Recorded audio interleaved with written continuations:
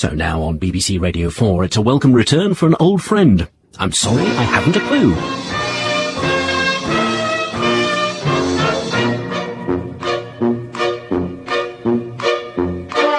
We present I'm Sorry I Haven't a Clue, the antidote to panel games.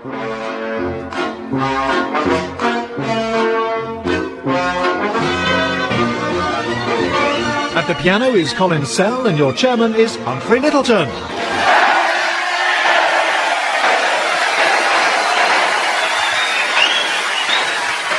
Hello and welcome to I'm Sorry I Haven't a Clue. You join us this week in Bristol, a fine city boasting a long and fascinating history. Bristol owes much to its maritime heritage. By the 14th century, the city was already trading with Spain, Portugal and Iceland, with ships returning laden with fine wines, intricate lacework and frozen peas. Ships sailing from Bristol also founded new colonies in the Americas. John Cabot set sail in 1497 for Canada and began trading with the natives. The North American Indians gave his men fine jewelry of opals mounted in gold and silver, buffalo furs to make warm clothing, and quality tobacco leaf to be traded in Europe's markets, while in return Cabot and his men gave them smallpox.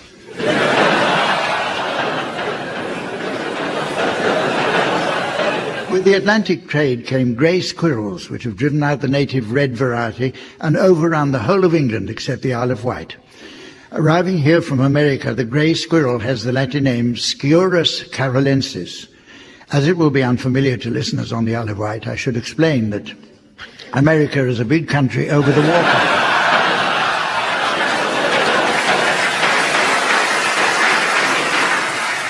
I'm going to get letters about that. Just as soon as their postman has rowed ashore.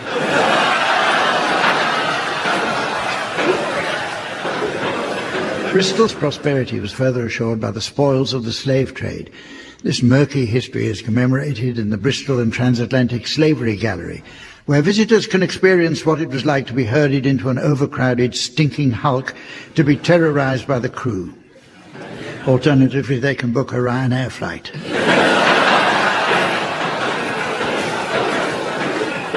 With such a number of museums, it might be inferred that Bristol has an obsession with the past.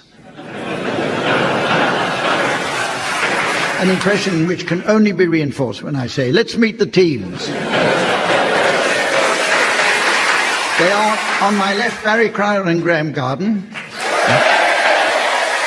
And on my right, Tim Brooke-Taylor and Jeremy Hardy. And eager as ever to offer a helping hand when the team's points are on the up, please welcome our lovely scorer, the delightful Samantha.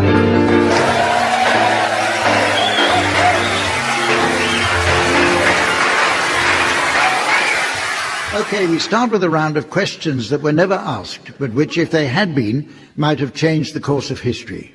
So, teams, shall we just skip this and go straight to the pub? That's one I should have asked in 1972. 34 years. Time certainly flies when you're having fun. I'm told. Okay, teams, your suggestions, please, of history-changing questions. Barry, would you care to start, please? Colonel Sanders, will you tell me if this tastes like crap, if it doesn't? Tim. Florence Nightingale. Are you joking? Have you seen what they pay nurses? Graham. And one from Moses. What should we go for, the milk and honey or the oil?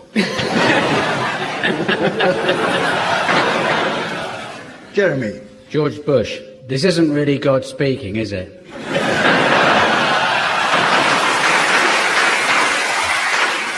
Joan of Arc. Have you heard it's pissing down tomorrow? Joseph in the Bible. What do you reckon, the many colours or the beige?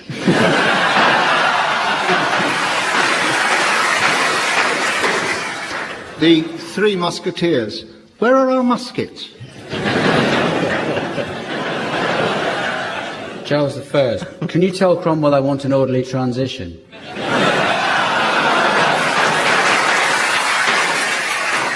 Leonardo da Vinci. What are you grinning at?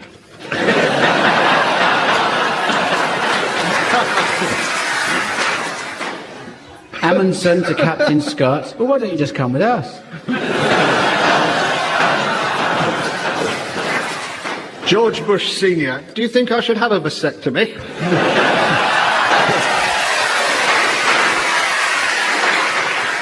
Okay, the teams are going to sing for us now in the game called One Song to the Tune of Another. This is where the teams change songs by substituting different words, but this subtle modification can only be detected thanks to the keen sense of hearing possessed by humans. Early man believed he could improve his hearing by piercing the earlobe to hang a weight, thereby opening the auricular tube. And this is where the practice of wearing earrings came from, when a tribal chief would require his entire colony to have their ears pierced by a sharp point sterilized in a flame. Now, I know what you're thinking, teams. Who could possibly convince several hundred people they'd be better off having red-hot needles stuck in their ears?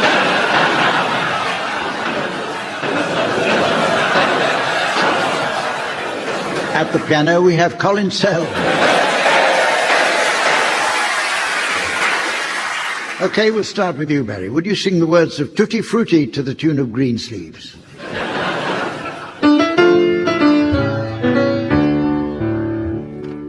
Wop-bop-a-loo, bop-a-lop and boom, tutti frutti oh rooty, tutti frutti oh rooty, tutti frutti oh rooty, tutti frutti oh rooty, tutti frutti oh rooty, wop-bop-a-loo, bop-a-lop,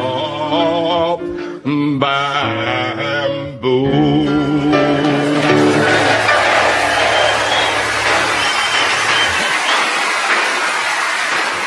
Your turn, Tim. Would you sing the words of the theme to Wonder Woman to the tune of All Through the Night?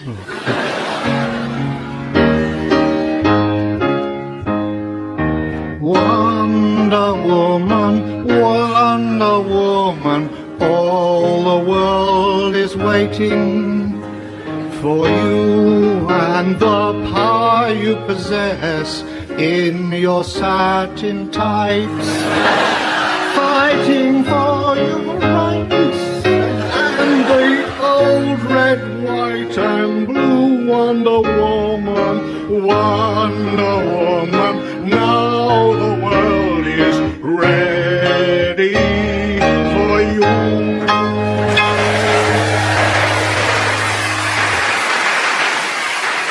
Jeremy, now, would you sing, or as near as you can get to it, the words of Kung Fu Fighting to the tune of Memory? Who knows? Everybody was kung fu fighting, those cats were fast as lightning. It was a little bit frightening. They fought with expert timing. They were funky Chinamen from funky Chinatown.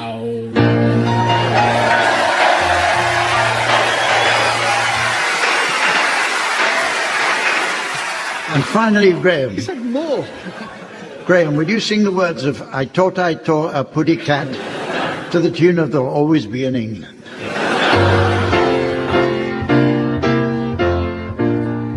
I live inside my bird cage, hanging way up high. I like to swing upon my perch and sing my little song. But there's a cat that's after me and won't let me alone.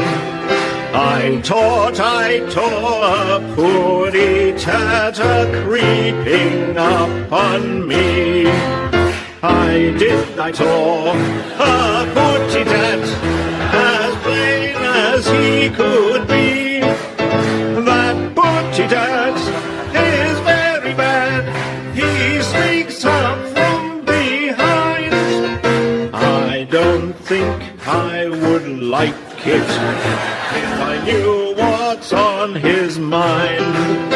I have a strong suspicion that his plans for me aren't good.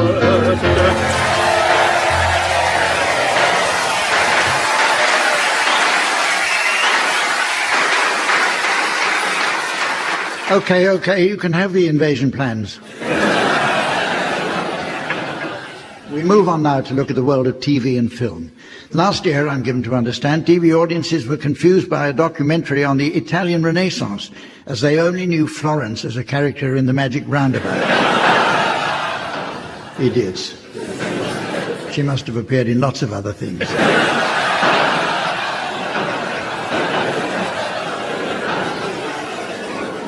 So in this, the age of the 10-second attention span, the teams are going to compete to produce the shortest possible rendition of some well-known films, programs, etc. And Barry and Graham, you can start. Romeo and Juliet. I love you. I love you too. I'm dead. So am I. No, just kidding. Oh, bugger.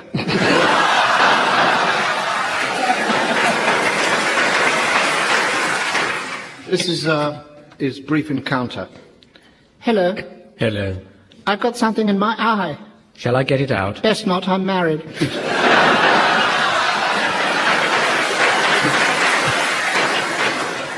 Oh, there's my train. Goodbye forever. Goodbye.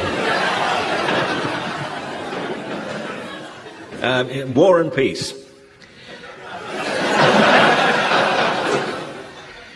Oh, I'm glad that's over.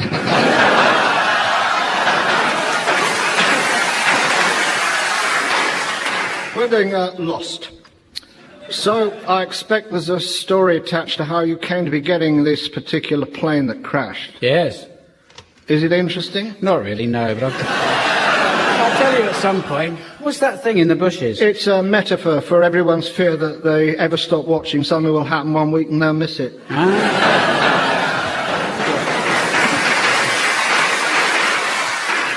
The Matrix. What's going on here? God knows.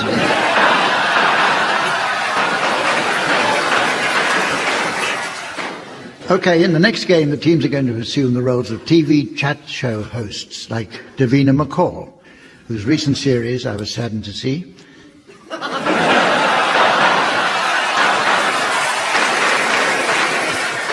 Hang on, there should be a bit more than that. Oh, no, there isn't. The round is called Robot Celebrity Interviews. Because of the reluctance of genuine celebrities to appear on their respective chat shows, the teams have been forced to use robot celebrity guests. The vocabularies of these robot guests are limited to no more than 15 words or phrases. The team's task is to try to keep the interview going as long as possible without arousing the audience's suspicions. Tim and Jeremy, your robot celebrity guest is none other than the Prime Minister himself, the Right Honourable Tony Blair. Off you go. Mr. Blair, you've just presided over appalling election results. Yeah, well, you know.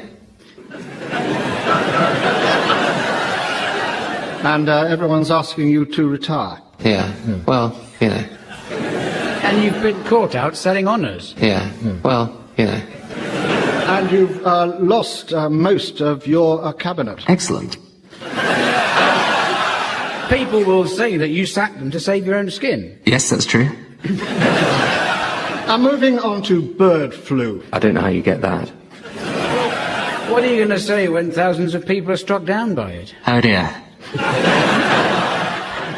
Jeremy. Yeah? Jeremy. Yeah? Jeremy. Yeah? Jeremy. What? What? What is it, Prime Minister? I've never had this happen to me before. Oh dear. I'm not worried about it. Jeremy. Oh dear. Prime Minister. Prime Minister, are you trying to change the subject? Education. Jeremy. Prime Minister, many thanks. Oh dear.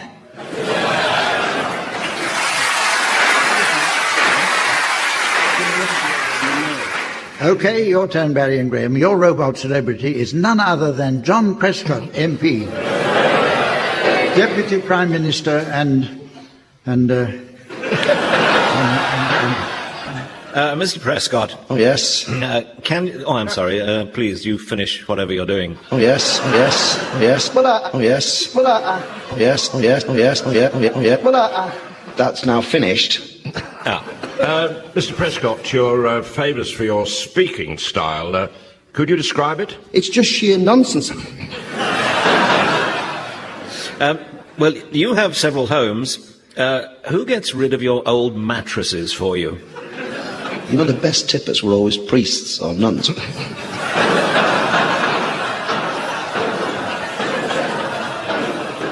Who's your ideal date? I've always been turned on by trade union leaders, by ship owners, by people in the And how far do you think you should go on a first date? I've always been surprised to get as far as I have.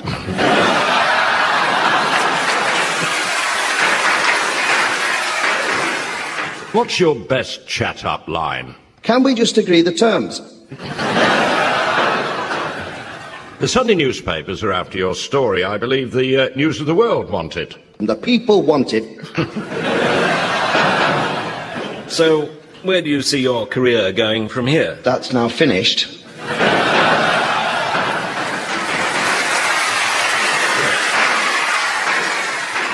Can you do that again? I made that crap.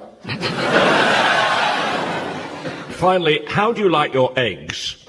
Oh. Thank you.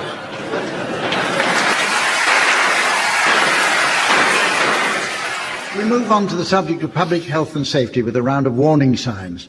One of the earliest that used to intrigue me was the railway sign that warned, "Alight, other side," until one night in 1945 when our train drew into Dresden station. And just across the street from this theatre, there's a sign that says, "Watch, batteries fitted here." What kind of spectator sport is that?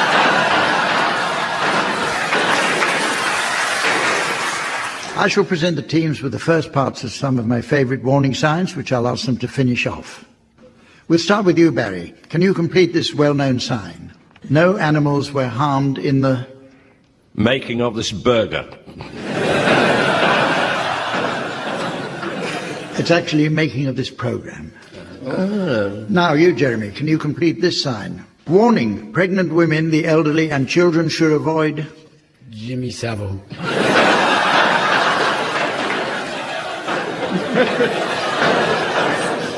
this product, as you know. Tim, can you finish this one off? Park at your own... This is for all 4x4 drivers. Park at your own house. And the answer is risk. Finally, Graham, can you finish this warning sign? In case of eye contact, flush... Bright red and leave urinal at once.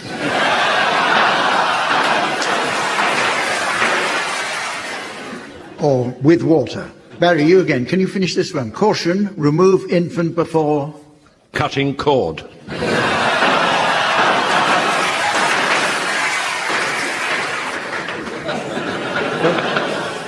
Well, the answer, it says here the answer is folding for storage.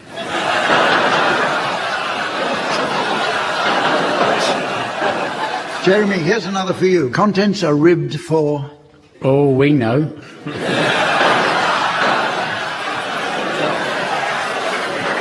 The answer is your pleasure. Don't think we'll go down that road. Tim again.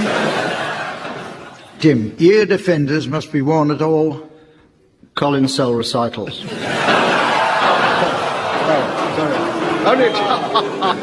Yes, that's the right answer.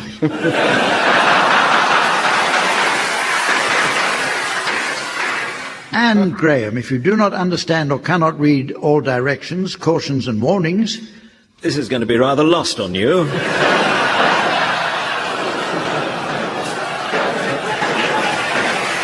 The answer is do not use this product.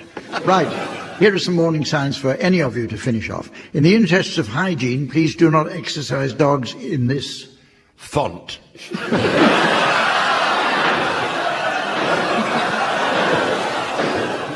The answer is area. Here's another one. Will patrons kindly refrain from running, pushing, acrobatics or gymnastics, shouting, ducking, petting, bombing? During the 2 minutes silence. The answer is swimming in diving area or smoking. Thank you. And finally, if rash, irritation, redness or swelling occurs, discontinue relationship.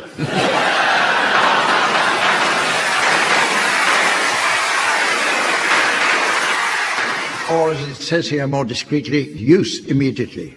Our next game is set to revive the art of letter writing. Long before the age of email and texting, there existed many ingenious forms of communication. The oldest lamp was developed to flash Morse code instructions between ships, with the result that one foggy night in December, a British destroyer found itself taking orders from the Bismarck's Christmas disco lights and set off to attack the YMCA.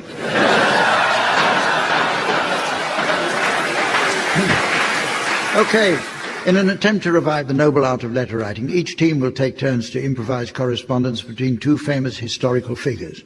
However, the challenge is that the letters must be constructed by each panellist, alternating one word at a time. Okay, we'll examine the lost correspondence between Robin Hood and the Sheriff of Nottingham. And you can start us off on this one, please, Barry and Graham.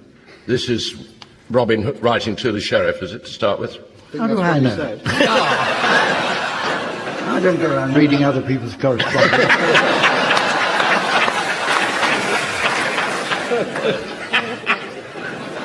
Yes. Dear abound. Deer abound.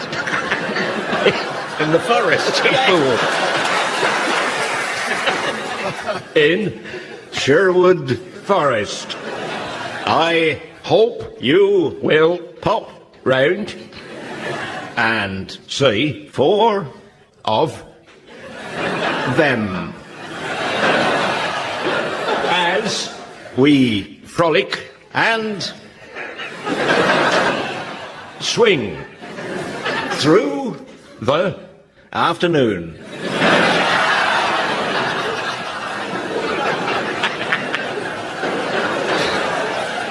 And after that, we could perhaps indulge in a little bit of Freemasonry.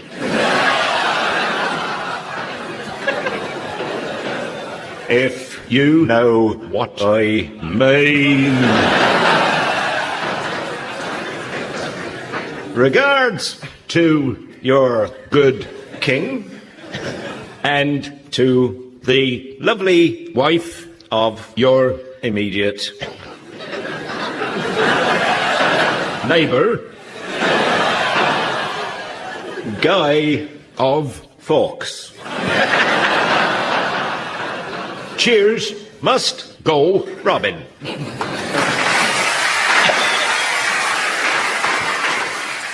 Dear Robin, I hope that this is the last time I shall have the honour of spitting in your tea. I detest such thieving, frolicking, egalitarianism, Freemasonry. My father, Tommy, said to me, "Oi, you swat! What the hell are you doing over there in Nottingham while I am stuck here in London? Richard wants to kill all of your slimy, green, but attractive to him and me. So what do you think of this letter? Also on a fax, which I have invented recently by forever Sheriff.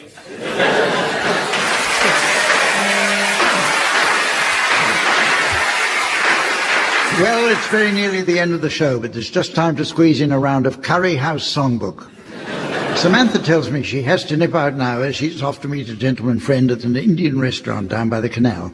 She says there's nothing beats chewing on a tasty bhaji.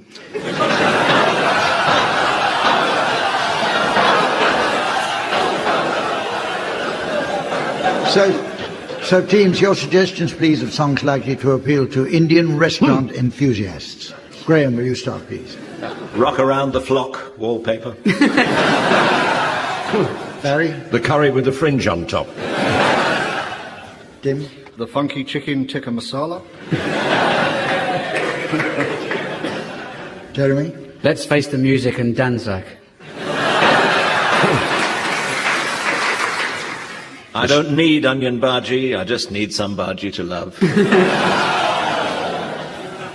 Move Over Dal. Timey Vindaloo dance. Girlfriend in a Coma. Oh. Blowing in the Wind.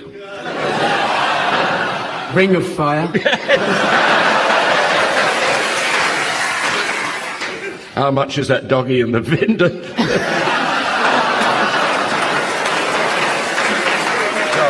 Stand and Deliver within a 2-mile radius. Stand By Your Nan. Pillow Talk. I'm a pink toothbrush, you're a king prawn biryani.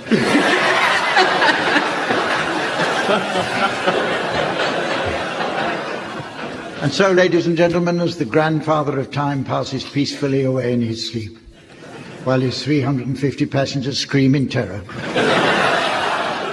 I notice it's the end of the show, so from the team, Samantha, myself and the fine folk of Bristol, it's goodbye. Barry Kleiner, Graham Garden, Jeremy Hardy and Tim Brooke-Taylor. We've been given Silly Things to Do by Humphrey Lyttelton, with Colin Sell setting some of them to music. The programme consultant was Ian Pattinson and the producer was John Naismith.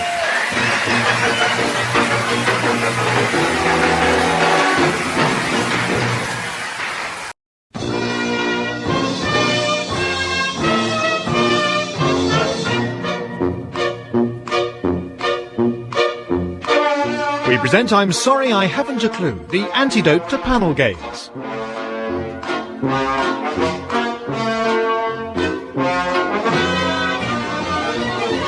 At the piano is Colin Sell and your chairman is Humphrey Lyttelton.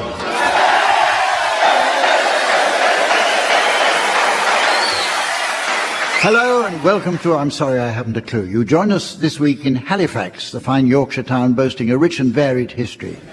James Ramsden, the noted maker of theodolites, was born near here, and it was his pioneering work that produced the Ordnance Survey road maps we know today. At his funeral in 1837, mourners were surprised to see Ramsden's widow trying to read the lesson upside down. Another scientist born here was Henry Briggs, widely considered to be one of the three greatest mathematicians of the 17th century, the other being John Napier. Briggs excelled at university, became the father of modern mathematics, and went on to encourage the use of log tables to promote his range of garden furniture. Percy Shaw, the inventor of the cat's eye road marking, was born in Halifax in 1890. A pioneer of motoring, it's recorded that Shaw was inspired driving home one night when he spotted the reflection from the eyes of a cat walking in the road. The following night, the cat was walking the other way, and Shaw invented the furry pencil sharpener.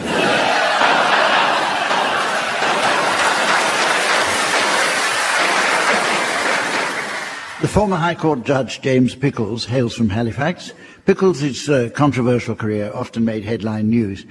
He found notoriety by suggesting that young women might become pregnant between arrest and sentencing to avoid a prison sentence. Unsurprisingly, few took him up on the offer.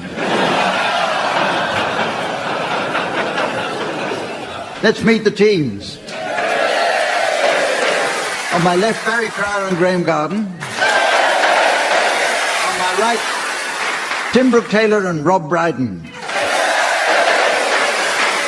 And ever eager to score in her usual position on the desk next to me, please welcome the delightful Samantha.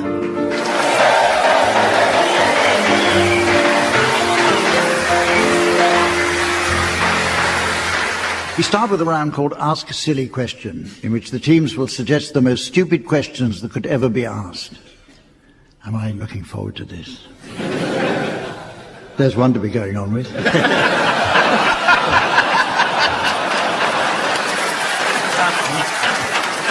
Okay, teams, your suggestions, please, of the sort of questions no one is ever likely to ask. Barry, would you care to start, please? Is that actually true, Lord Archer? Tim? I wonder what Michael Winner thinks of himself. Graham? Do you want fries with that, Your Majesty? And Rob? Mr. Henman, would you like our catalogue of trophy cabinets?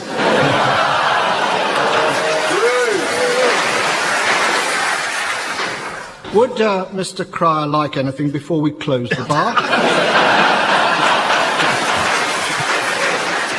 Not the Boutros Ghali.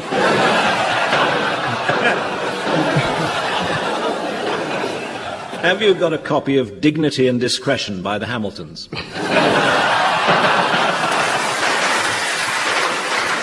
Why can't we see more of Anton Deck? Do you get your Ferrero Rocher at the petrol station like the rest of us, Ambassador? Could I interest you in a low-cost, affordable loan, Mrs. Mills McCartney?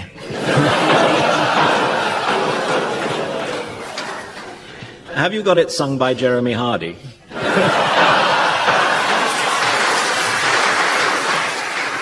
Okay. The teams are going to sing for us now. In the game called One Song to the Tune of Another. You'd need to have been cut off from normal life for the past 30 years not to know how this works by now. So teams, listen up. A song is rather like a microscope. The vertical tube represents the tune, which carries the lenses or words. These are assembled with precision to enable us to see the object or hear the song. However, a song can be broken down into its component parts by separating the words from the tune, just as a microscope can have its lenses prized from the tube with pliers. I know what you're thinking, teams. Wouldn't that be a case of wanton vandalism inflicted on a delicate instrument?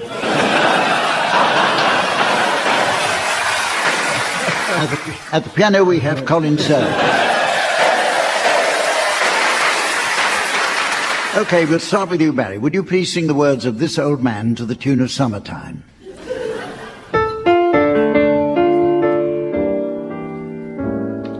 This old man, he played knick-knack on my thumb with a knick-knack paddywhack. Give a dog a bone, this old man came rolling home. This old man, he played too, he played knick-knack on my shoe. With a knick-knack, paddywhack, give a dog a bone. This old man came rolling home. This old man, he played three. He played knick-knack on my knee.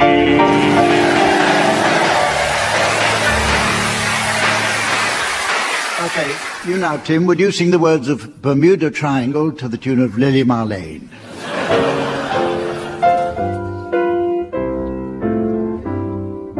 We decide to get away and have some fun. Book a room and catch a flight for 2 weeks in the Sunzig Isle. She says Hawaii's too expensive.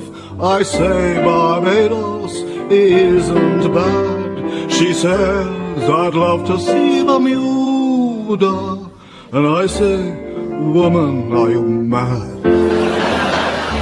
Bermuda Triangle, it makes people disappear. Bermuda Triangle, don't you get too near.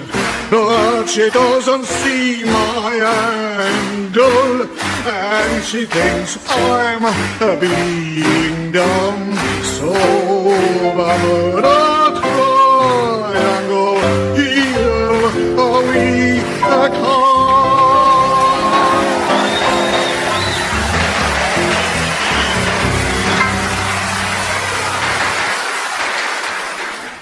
Very stirring.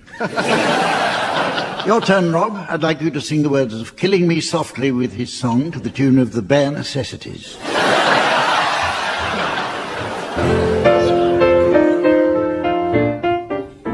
Strumming my pain with his fingers, singing my life with his words, killing me softly with his song.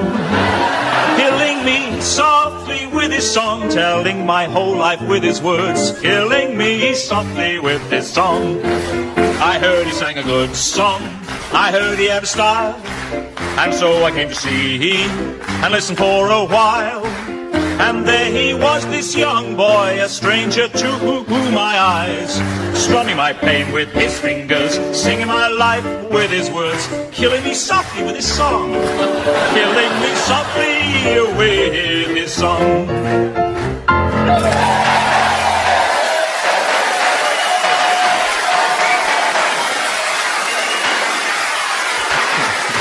Well, you're no Jeremy Hardy, that's for sure.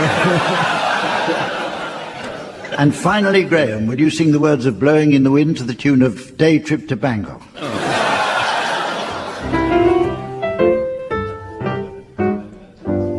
Oh, how many roads must a man walk down before you call him a man? How many seas must a white dove sail before she sleeps in the sand? Yes, how many times must a cannonball fly because they're forever banned? The answer, my friend, is blown in the wind. The answer is blown in the wind.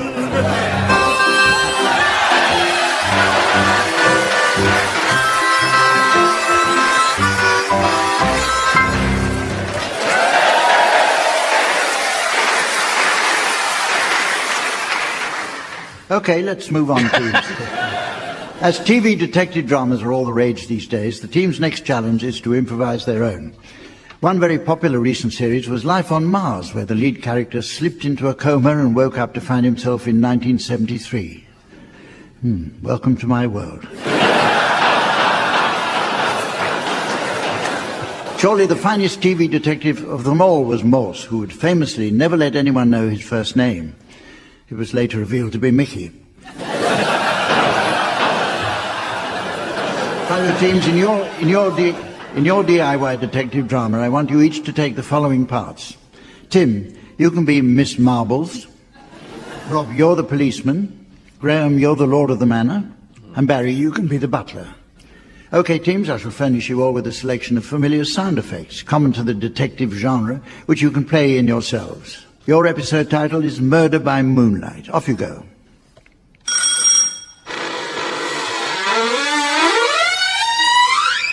Good evening, sir. Good evening, madam. I'm Moonlight, the butler.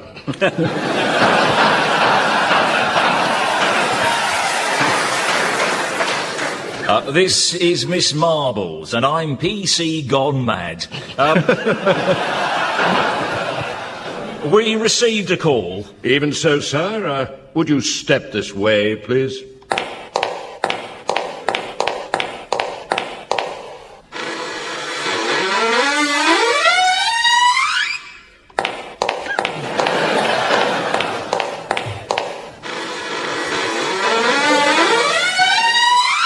And it's left here. Who left that there?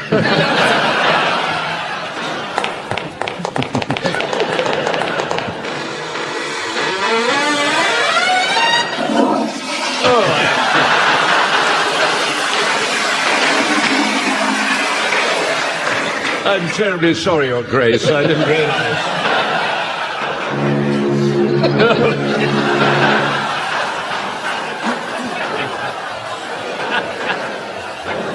Don't worry, Moonlight.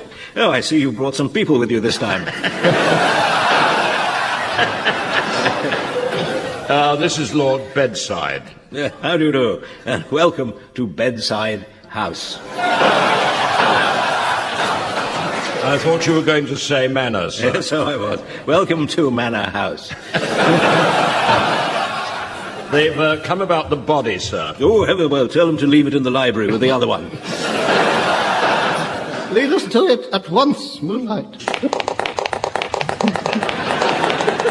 Well, here we are in the library.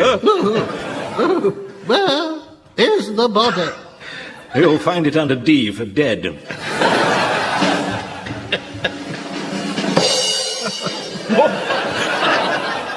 Who's that? Oh, it's Mr. Phil Collins. He's staying with us for the weekend. Hit him again. Phil won't be troubling us again. Wait a minute, I know that face. You're PC gone mad, aren't you? I just let you in.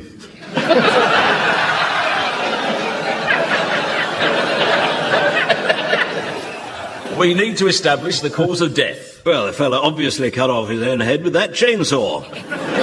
Let me take a closer look. Oh. A little closer still. Oh, Miss Marbles, I can see your...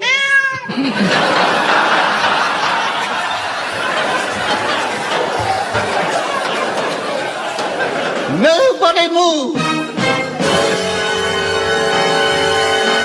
Why? Because house prices are collapsing.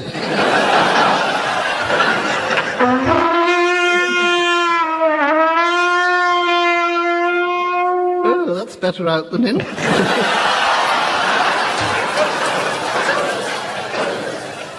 I expect you're wondering who that is. I don't know about them, but I was wondering, Moonlight, are you going to tell us? It's Lyttelton, the gardener, sir. Oh, look! Look at that! Look! His lordship's making a bolt for the door. Stop him before he locks us all in. You'll never take me alive. How wrong he was. You missed me. How wrong he was. Sorry about that, I have an allergy. Mystery solved. What have you got there, Moonlight? Oh, it's remarkable, Miss Marbles. How did you solve this mystery? Well, it all happened like this.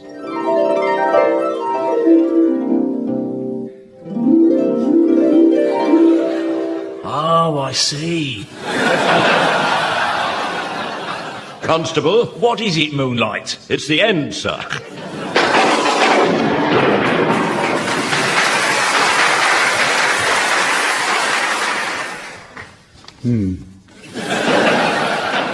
We hurry along now to take a look at children's books.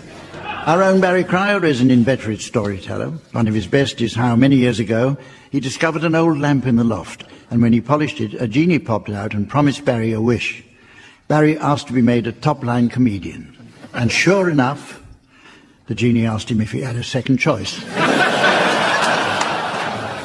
Okay, I brought along the opening passages from a selection of famous children's books, which I'll ask the teams to complete. The first opening is for you, Rob, The Secret Seven by Enid Blyton. The Secret Seven Society was having its usual weekly meeting. Its meeting place was down in the old shed at the bottom of the garden belonging to Peter and Janet. On the door were... Cobwebs. Inside, Peter, Janet and their young chums had lain dead and undiscovered for 6 weeks.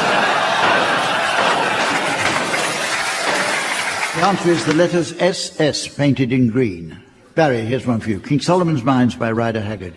It's a curious thing that at my age, I shall never see 60 again, I should find myself taking up... The hem of my old cocktail dress.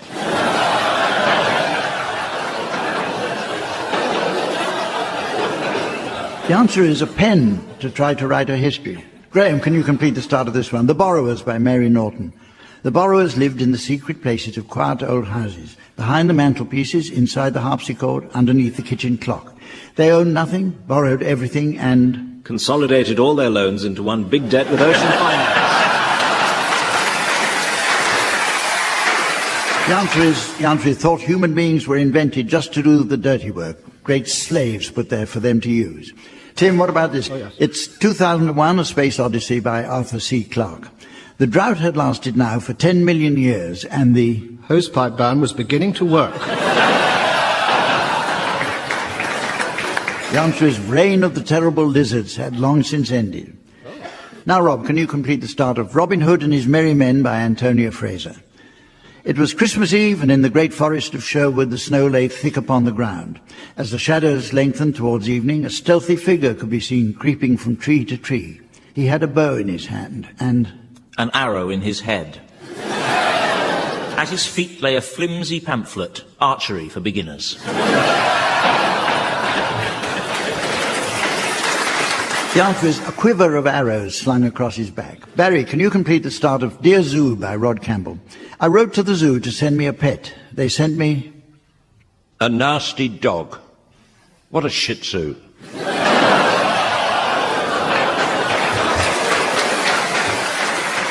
The answer is an elephant. He was too big, I sent him back.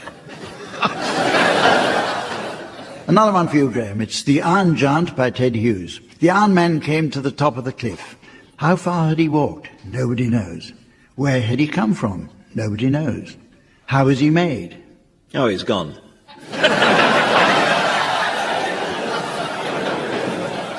The real answer is, come on, everybody. Very good. Okay, here's some for any of you to have a go at. From Charlie and the Chocolate Factory by Roald Dahl. These two very old people are the father and mother of Mr. Bucket. Their names are Grandpa Joe and Grandma Josephine. And these very old people are a great pleasure to work with.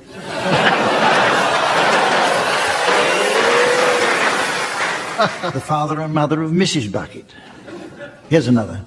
This one is from Lord of the Flies by William Golding. The boy with fair hair lowered himself down the last few feet of rock and began to thank Mr. Hudson profusely.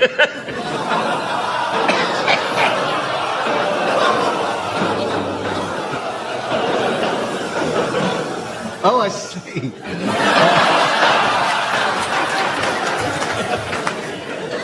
Sod the answer, buy the book. And finally, from the start of Each Pear, Each Plum by Janet and Alan Arlberg. Each peach, pear, plum, I spy Tom Thumb. Tom Thumb in the cupboard, I spy Mother Hubbard. Mother Hubbard down the cellar. Legs in the air, she's got a new fella.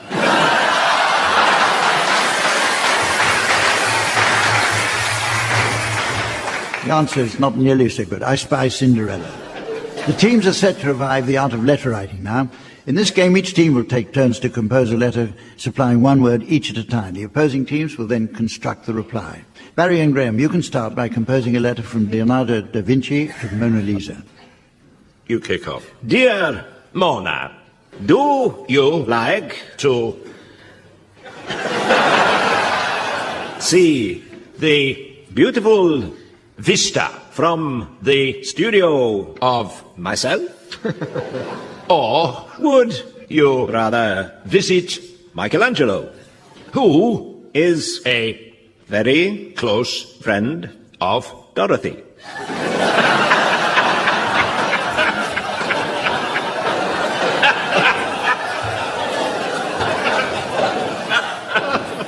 Nevertheless, you would be delighted to experience the ambiance of his studio, which he built himself by hand and foot. As you know, I am a talented painter and would like to paint the other wall. Do you want to come and visit me at my studio? Waiting for your reply on paper. Yours affectionately, Yet lustfully, Leonardo da Vinci.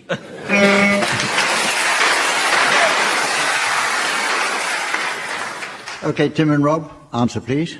Oh, Leonardo, how I jumped at the thought of visiting your lovely little studio with a view of getting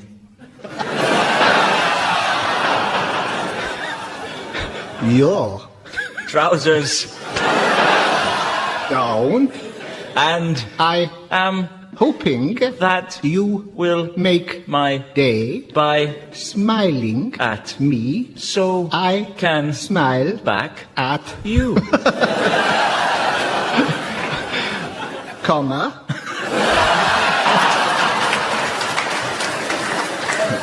Smiling is so lovely when I see you smiling with your trousers down around your ankles bending over and smiling that lovely sideways smile at me. but Don't think you can get away with anything worse than that because my mother will be here as a chaperone. Pardon? I as in me Mona. I'm not sure where I come from, but Mona Will come with a bag of turnips and we will eat all of them together in ecstasy and wonderful agony as you push me toward the turnip. I Must say that this letter is one of the most exciting things I've have ever written in my room. sincerely Mona. Lisa.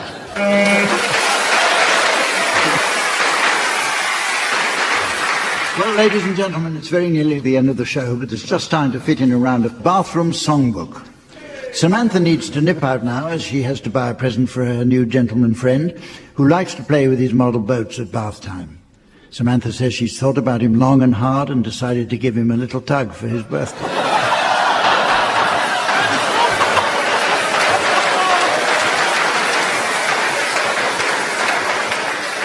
So while she's away doing that, I'll ask the teams to suggest titles of songs that might be inspired by bath time. And Graham, will you start, please? Our B-days are here again. Barry. I've got you under my sink. Jim. Land of soap and glory. Rob. You flossed that loving feeling. Shave your missus for me.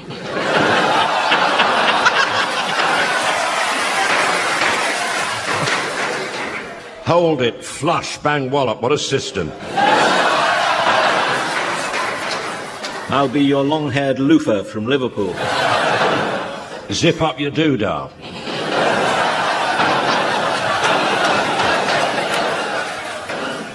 A little less condensation. If I said your B-day was beautiful, would you hold it against me? Unchained Melody by Lou Rolls.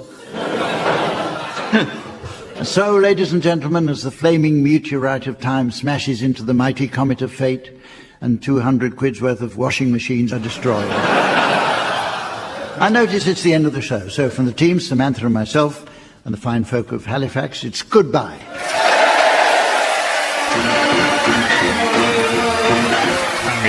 Graham Garden, Tim Brooke-Taylor and Brooke-Taylor have been given Silly Things to Do by Humphrey Lyttelton, with Colin Sell setting some of them to music.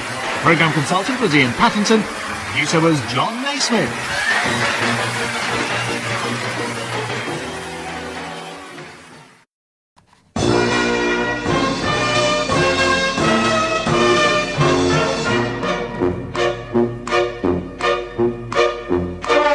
We present I'm Sorry I Haven't a Clue, the antidote to panel games.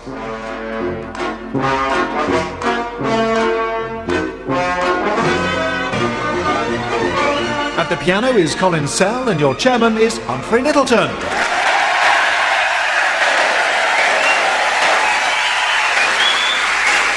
Hello and welcome to I'm Sorry I Haven't a Clue. You join us in Basingstoke, the fine Hampshire town that boasts an historical tapestry richly woven with culture. Pride of place in the town's museum goes to the skull of a 300,000-year-old male, discovered here in 1962. A primitive being with short legs and long arms, Basingstoke man is described by experts as genetically somewhere between ape and human. Sadly, they don't know anything about that old skull.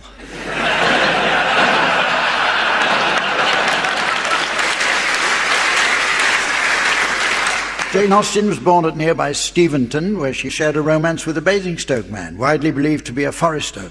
But their engagement lasted only one night. History doesn't record what suddenly prompted her to leave Acorn Willie Jenkins.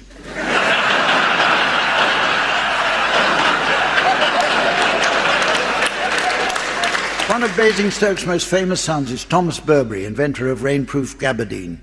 He perfected his proofing method after noticing that an oily substance from wool made a shepherd's trousers water-resistant after prolonged contact with sheep.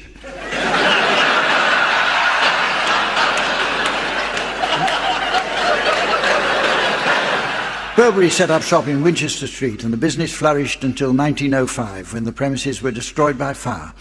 The fire brigade attended immediately, but they got soaked when all the water from their hoses bounced straight back.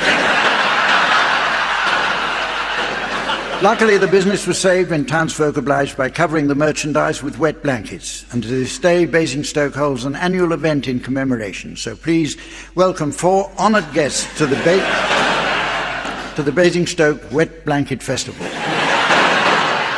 On my left, Barry Cryer and Graham Garton.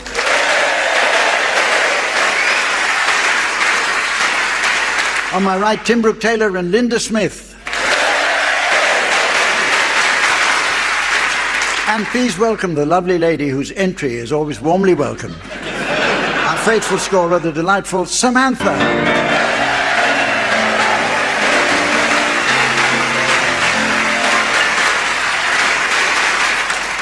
You won't have failed to notice that many organisations these days feel the need to encapsulate their mission statement in a simple motto or slogan. For example, back in 1997, the Labour Party brilliantly adopted the slogan, "Things can only get better," a notion they've made even more true today.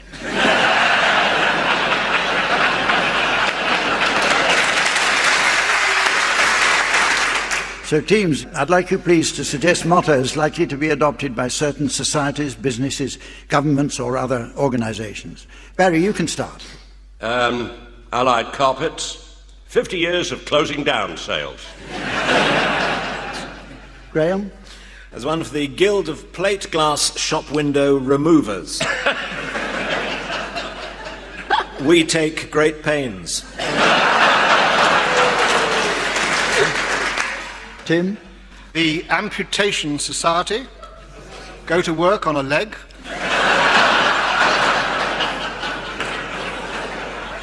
Linda? It's the motto of the Association of Norfolk Bakers. 200 years in bread.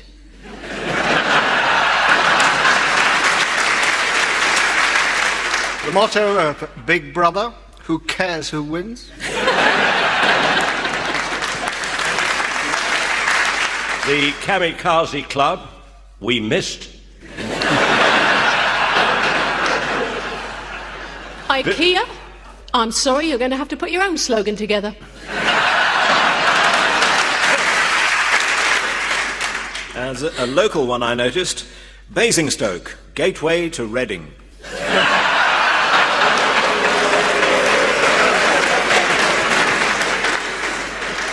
La Société des Bateleurs Anciens de la France, retired mariners in France.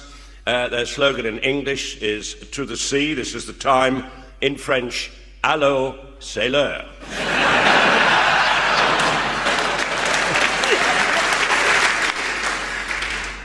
The Society of Mime Artists.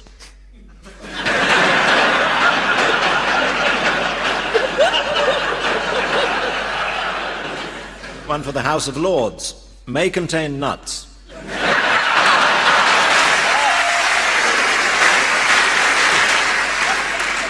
British Telecom, putting you on hold.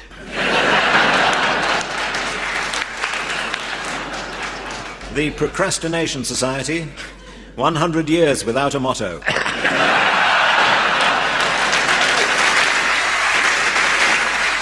Okay, the teams are going to sing for us now in the round called One Song to the Tune of Another.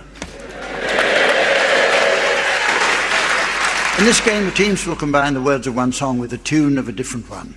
Musical accompaniment will be provided by Colin Sell, who's rightly famous for his piano arrangements, although he can get you tickets for most other ferry operators.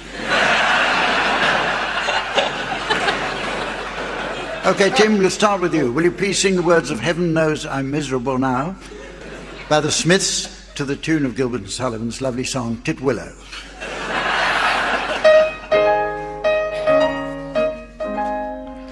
I was happy in the haze of a drunken hour, but heaven knows I'm miserable now.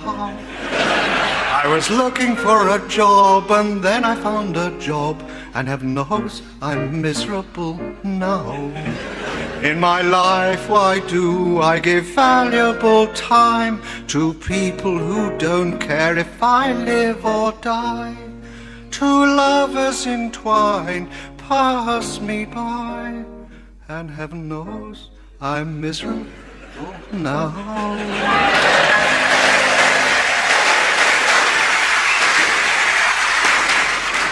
I don't think I can go on.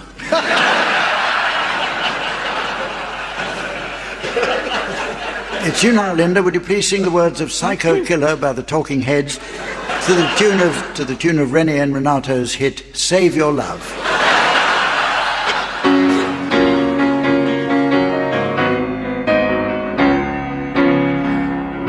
Can't seem to face up to the facts. I'm tense and nervous and I can't relax.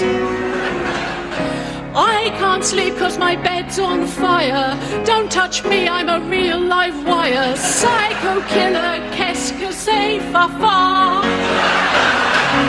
Far, far, far, far, far, far, far better.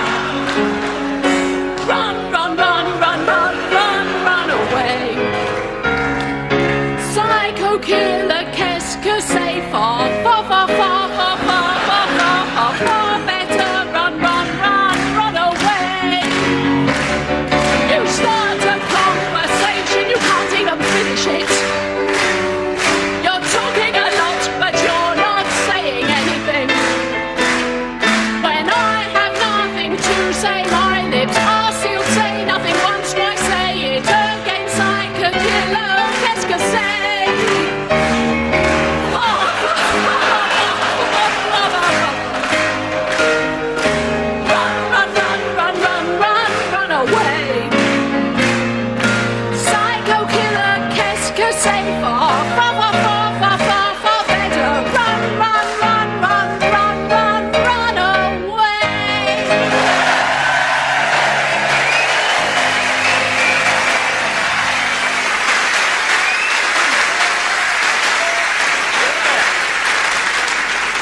Very kind, but as a singer, I'm no Jeremy Hardy.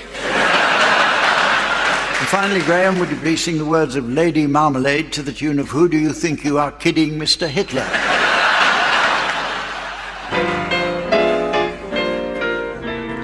Hey, sister, go, sister, soul, sister, go, sister. Hey, sister, go, sister, soul, sister, go, sister. He met Marmalade down in old New Orleans.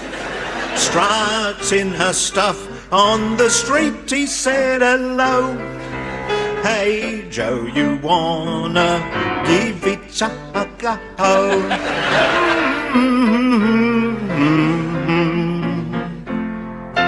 Itchy, gitchy, ya, ya, da, da. Itchy, gitchy, ya, ya, here. Mocha, chocolate, ya, ya. With your lady Marmalade. Voulez-vous coucher avec moi ce soir? Voulez-vous coucher avec un maroilles.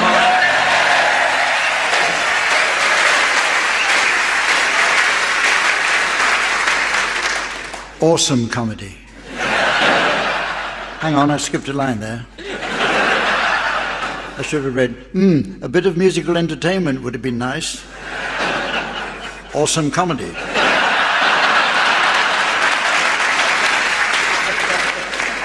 The next game is all about boasting, which is why it's called Swankers. You know, if you're going to boast, it's best not to get caught out. Remember how Jonathan Aitken was caught swanking with his simple sword of truth and his trusty shield of fair play? Well, he was later proved in court to be one of the most useless swankers ever.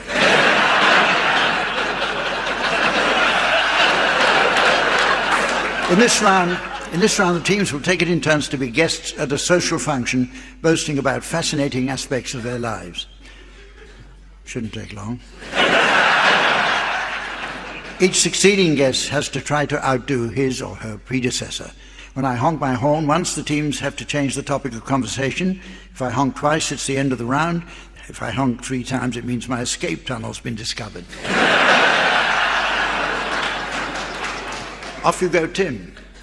I don't know about you accountants, but I balance my books all the time. I balance my books before I get up in the morning.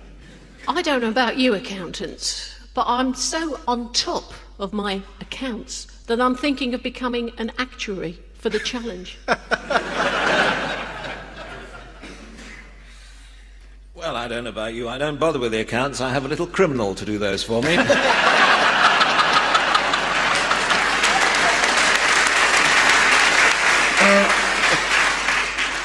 New topic. Well, I don't know about the rest of you nuns, but I've got nothing to boast about.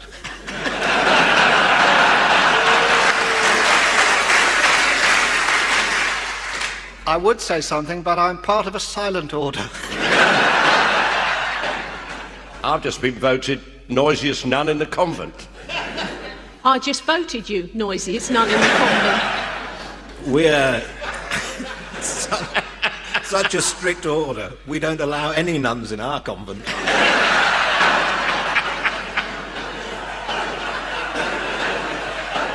Well, when I got married to Christ... Lovely photographs. We had 500 mushroom vol au vents. We had 2,000 mushroom vol au vents, and we weren't allowed to eat a single one. We have an interesting new round now. With a game called Who's Dustbin? I've specially commissioned a team of researchers to take the dustbins from outside the homes of certain celebrities or organisations. The object of the game is to identify the bin's owner by careful examination of its contents. Actually, our own Tim Brooke-Taylor may be at something of an advantage here, as he spent some time working for Reading Council as a dustman, researching his next role. As a dustman for Reading Council. OK, Tim and Linda, the first celebrity dustbin I've procured is for you to rummage through, and the identity of its mystery owner is now being displayed to our theatre audience via the laser display screen. Here is the mystery voice for listeners at home. Julie Andrews. Julie Andrews. Let's have a look in here. Let's get the lid off. Yep, yeah, right. Oh, it's quite a lot of paper. Yeah, is it just brown, isn't it? It's brown. Brown. I tell you what, I mean, there's nothing wrong with that. You could use the... Oh, no, you can't. Why not? Someone's done it up with sellotape. Oh, that ruins the brown paper packages. Oh no. Oh, there's an ointment here. It's for, what's that? For dog bites and bee stings. Yeah. Oh, look, it's a little kitten with no whiskers. Oh, look at it. No, stop. What kind of sick person? It's got no sense of direction. It's veering about all over the place. It's got no spatial awareness whatsoever. Humph, whose dustbin could this possibly be? Sorry, put the top on. Harry and Graham. I think it's her, isn't it? It's we can't. Julie Time's up. Walters. Sorry. Andrews? Julie Andrews. Must be. OK, your turn to rummage now, Barry and Graham. Audience, here's the owner's identity going up on the laser display board. Listeners at home, here's the mystery voice. Saddam Hussein. Saddam Hussein. Right. Approaching the dustbin. Here we go. Take the lid off, Gray. Found him.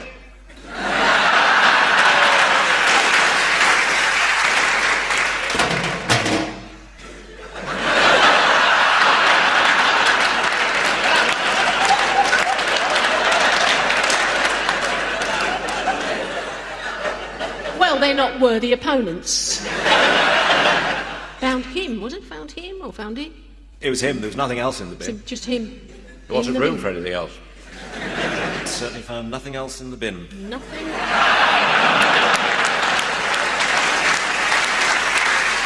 But that doesn't necessarily mean it wasn't there.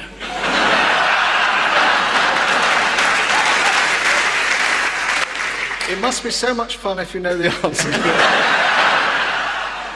Somebody a lot of people were looking for. Oh, hello, Bin Laden. Close. You're very warm. I noticed earlier. Would Iraq help? Yeah. Would it be Saddam?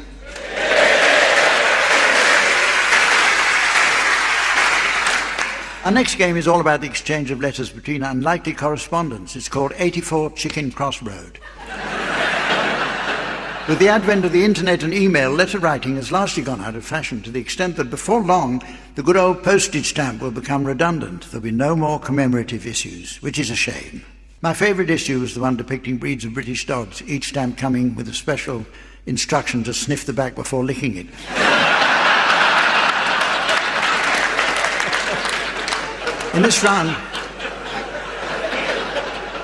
In this round, each team will take it in turns to improvise the letters of two famous historical figures who corresponded with one another in a series of letters.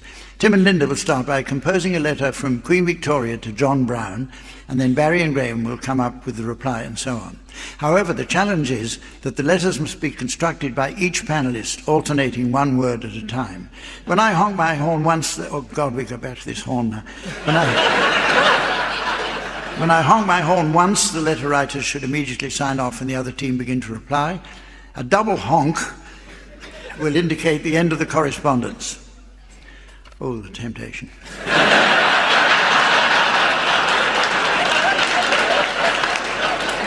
Off you go, Tim and Linda. I've forgotten who we are. We're, Were we? Queen Victoria Yeah. to John Brown. Right. Dear John. I'm Writing to you. to Say we must end this. arrangement. It's Horrible, but necessary. I Wish to say that I would like to try and try and try. You've got to come up with the answer. They're not going to sign off. With best wishes, Vicky. Now you can come up with the answer. Who starts? Barry and Graham.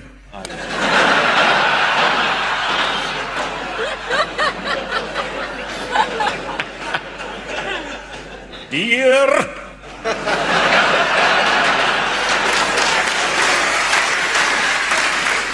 Madge, what were you thinking of when you wrote that letter to me? Eh?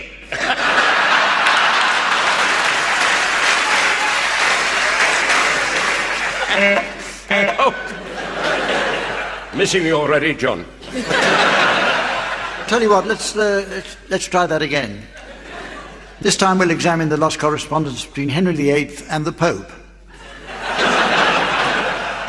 And you can start us off this time, please, Barry or Graham. Who's writing the first letter? Us. OK, let's try that again, but this time we'll examine the lost correspondence between Henry VIII and the Pope. Don't get techy. You can start us off... You can start us off this time, please, Barry and Graham. What could be simpler than that? God, oh. Just because you didn't have any visitors today, there's no...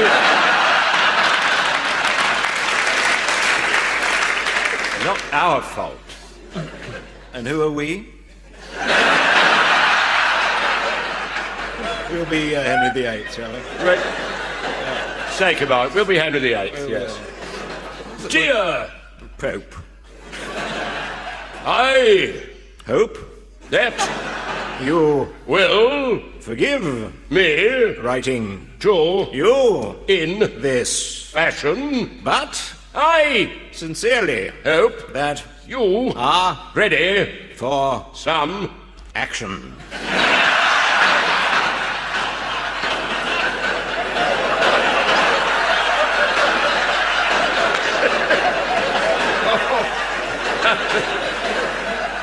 Although, yesterday I saw outside my window a nun who was surprisingly killing time while sitting on a small yet shapely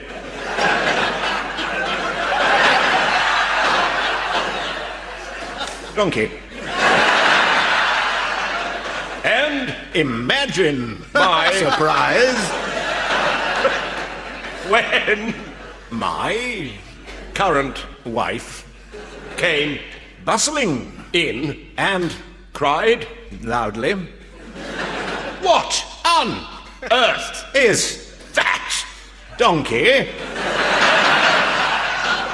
doing in the previous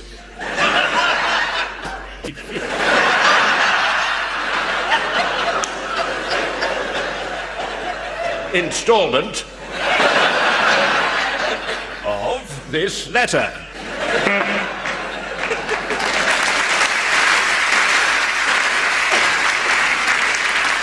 Your pal, Henry. Tim and Linda, go on. Dear Henry. V. 1.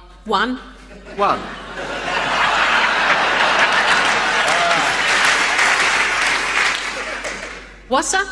Matter. You.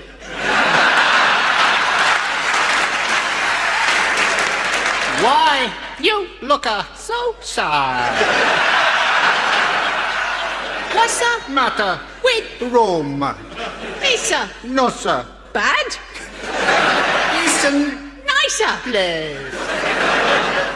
Ah. Shut up, Your face.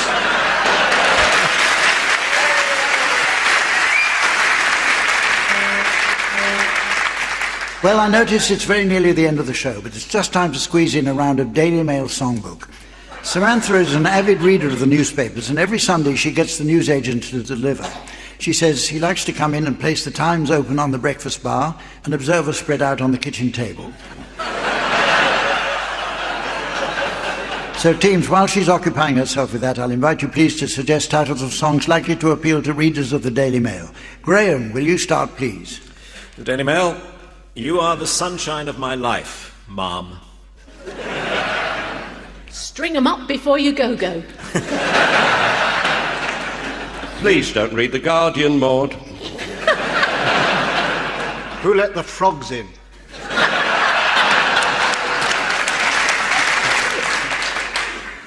Hold it, Foxband Gallop, what a picture. Hanging on the telephone is too good for them, frankly. You're the one that I want, Ma'am. Sherry, Sherry baby, why don't you stay out of sight?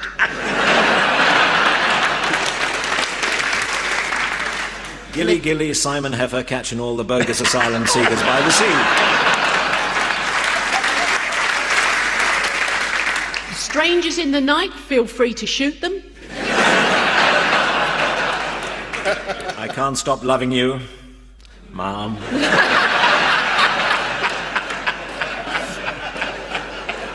Then there's, of course, that lovely Dusty Springfield number. Wishing and hanging and flogging and tagging.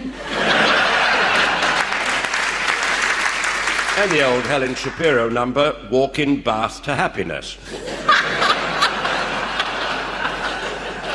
Do-a, diddy, diddy-dum, diddy-doo, Ma'am.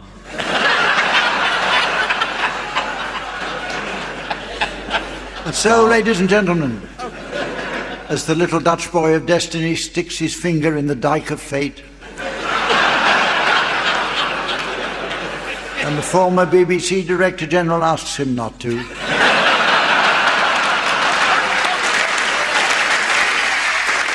I notice it's the end of the show, so from the team, Samantha, myself and the good folk of Basingstoke, it's goodbye.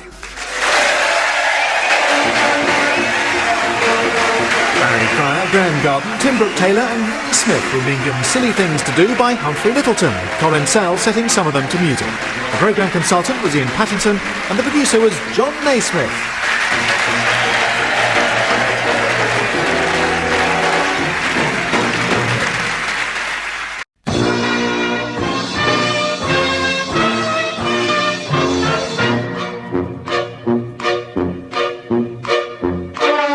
Present I'm Sorry I Haven't a Clue, the antidote to panel games.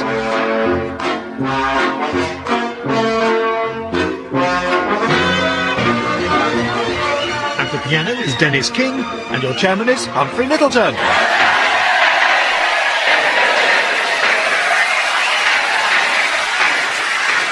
Hello and welcome to I'm Sorry I Haven't a Clue. You join us this week in Rhyl, the fine North Wales coastal resort.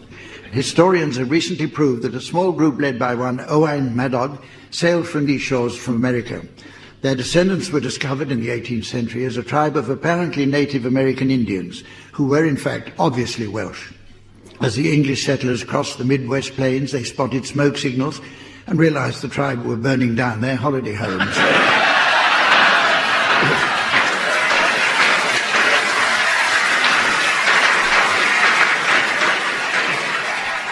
This coastline is famous for its massive castles, and the first was built by Llywelyn the Great as a royal home, but this is now a sad ruin, thanks to Llywelyn the Bowen.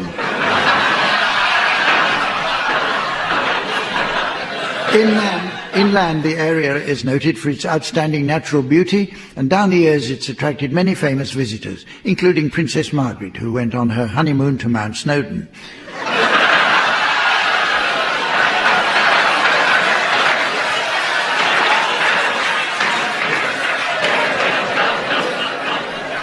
Along the coast, the town of Colwyn Bay boasts the world's largest annual fishing festival. Last year's was this big.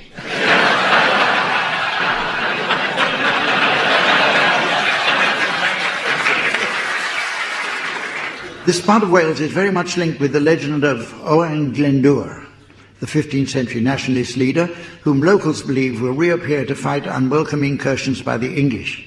And seldom can his presence have been more urgently required than when I say, let's meet the teams. There are, on my left, Barry Cryer and Andy Hamilton. And on my right, Tim Brooke-Taylor and Tony Hawks.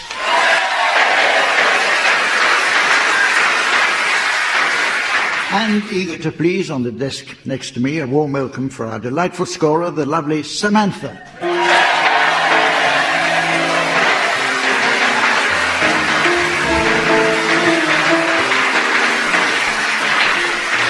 Okay, we start with an educational round, looking at the subtleties in meaning of certain words in the English language.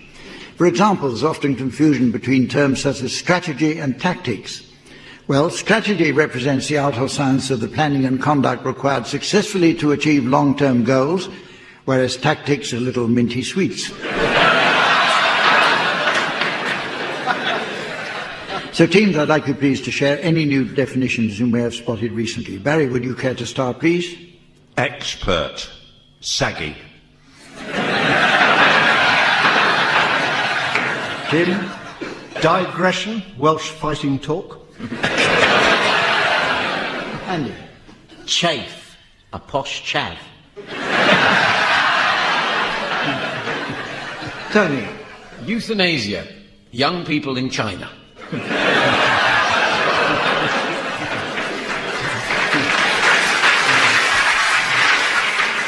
Gastronome. Flatulent elf. On that theme, impending. Death of a pixie.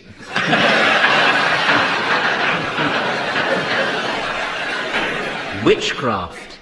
Anne Robinson's boat.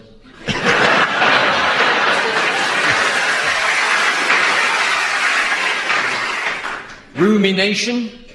Australia.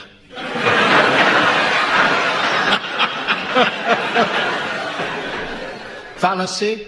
Cocky. Nubile. Recent speech by Ian Paisley.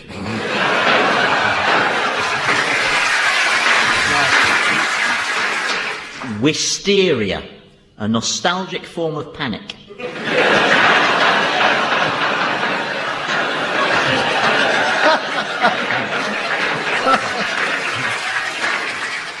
Triumph. To attempt to get off with our chairman.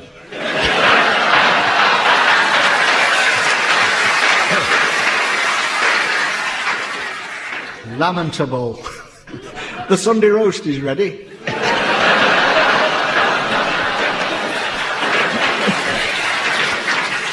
A la carte. Muslim wheelbarrow.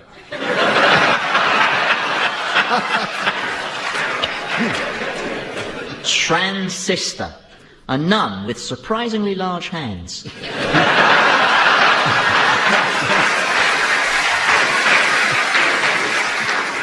The teams are going to sing for us now in the game we call One Song to the Tune of Another.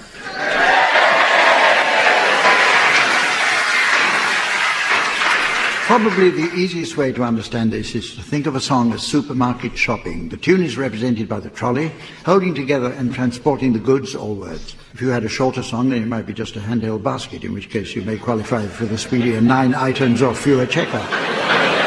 Not that that should make any difference. No one who works in a supermarket can add up anyway. Present them with 24 checkouts and they think they can be staffed by 4 people. Well, with that explained, piano accompaniment will be provided by Dennis King.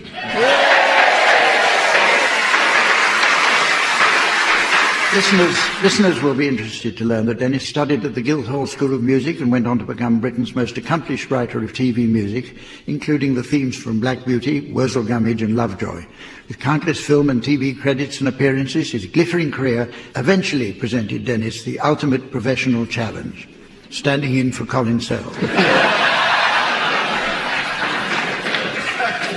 Okay, Tim, you can start this round by singing the words of Roxanne by the Police to the tune of Dennis King's best-known composition, the theme to Black Beauty.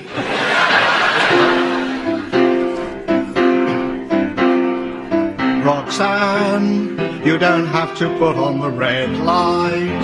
Those days are over, you don't have to sell your body to the night. Roxanne, you don't have to wear that dress tonight.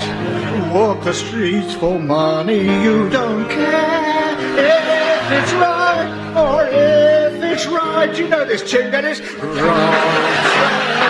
you don't have to put on the red light. Roxanne, you don't have to put the red light. We're going to a final finish. Put on the red light. Put on the red light.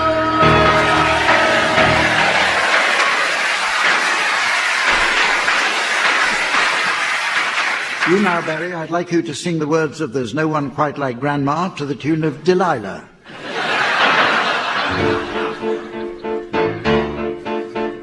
There's no one quite like Grandma, and I know you will agree.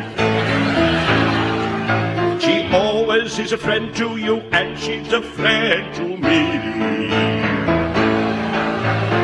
There's no one quite like Grandma. There in times of need before it's bedtime on her knee. To us a book she'll read. Grandma, we love you. Grandma, we do.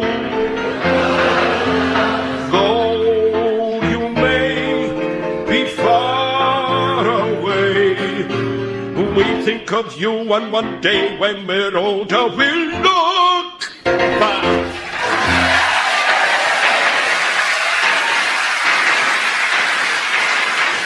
You now, Tony, would you please sing the words of Girlfriend in a Coma by the Smiths to the tune of Tiptoe Through the Tulips?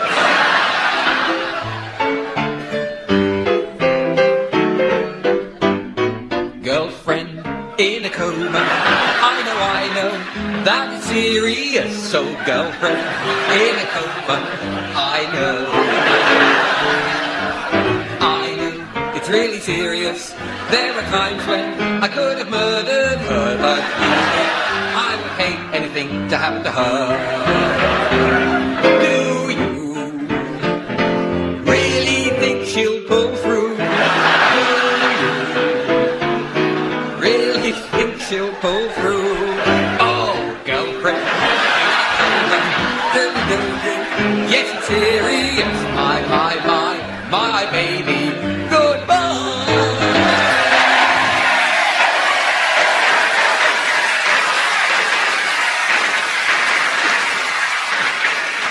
And finally, Andy, would you please sing the words of Daddy Wouldn't Buy Me a Bow Wow to the tune of The Can-Can? I love my little cat, I do, its coat is oh so warm. He comes each day with me to school and sits up on the form. Teacher says, why do you bring that little pet of yours? I tell her that I bring my cat along with me because Daddy wouldn't buy me a bow wow, bow wow, bow wow, wow wow. Daddy wouldn't buy me a bow wow, wow, wow, wow, wow, wow, wow, wow. I've got a little cat and I'm very fond of that, but I'd rather have a bow wow, bow wow, bow wow, wow.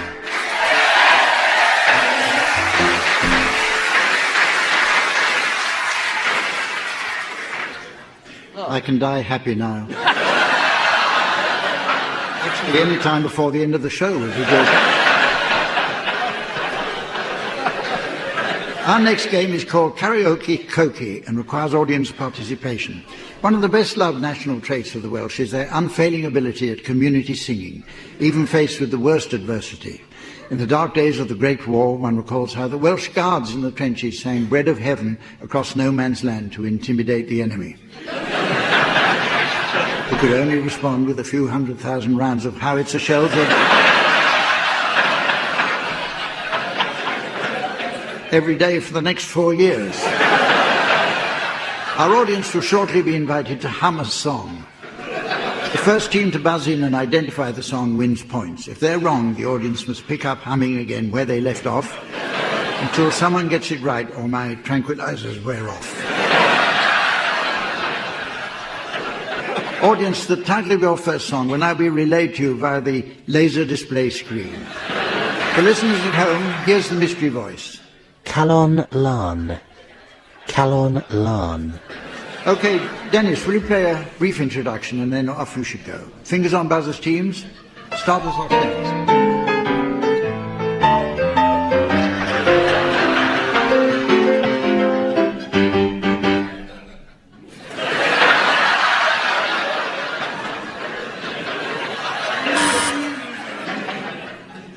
Is it the sound of silence?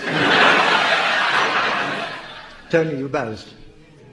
I did buzz, but... They started again. They're singing, they're singing. No, it's not singing, that's a wasp's nest, I've heard that.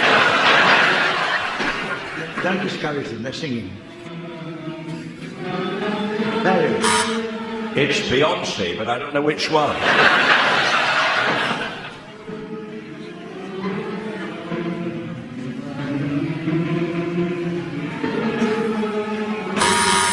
I don't know what it is, but I think I'd like it to stop.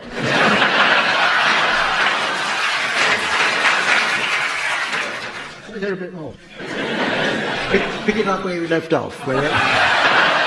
All together now.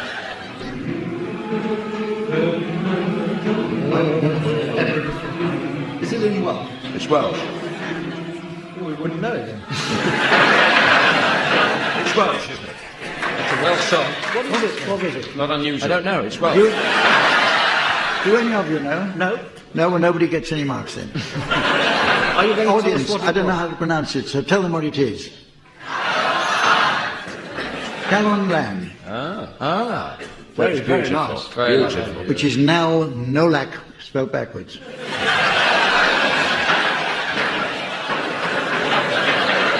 don't know how I can work that information into my life in any useful way.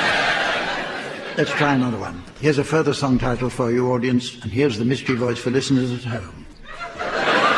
The Hallelujah Chorus. The Hallelujah Chorus. Are you all ready, teams? Okay, Dennis, another intro, please.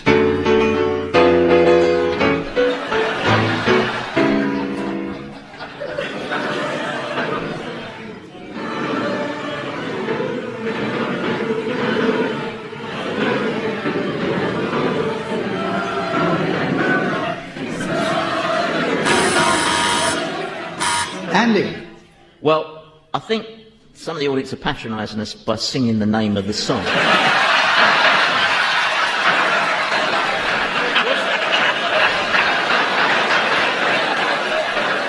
Which is... It's Ali and Lula.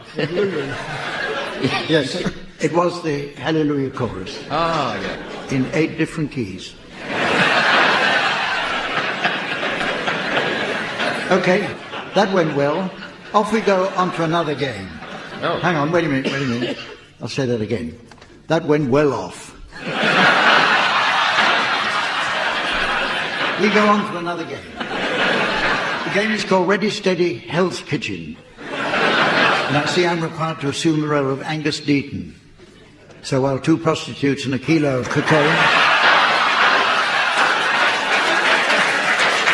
are delivered to my dressing room, I'll explain how it works. This is a game of competitive cookery. Cookery shows are all the rage these days, with hosts such as Ainsley Harriott, who I notice seems to have changed a bit since the days when he was in All Creatures Great and Small.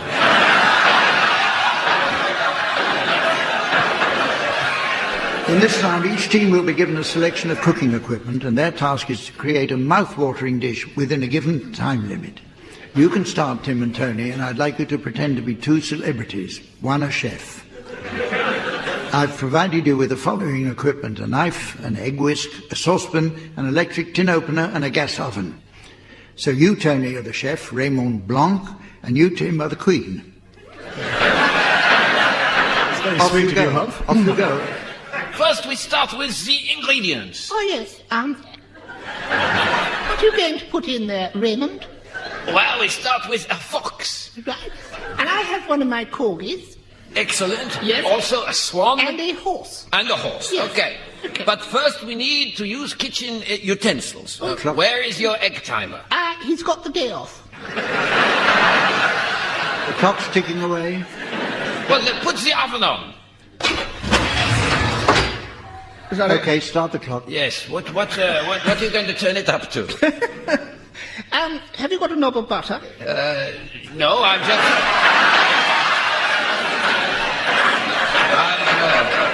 I'm just not particularly pleased to see it.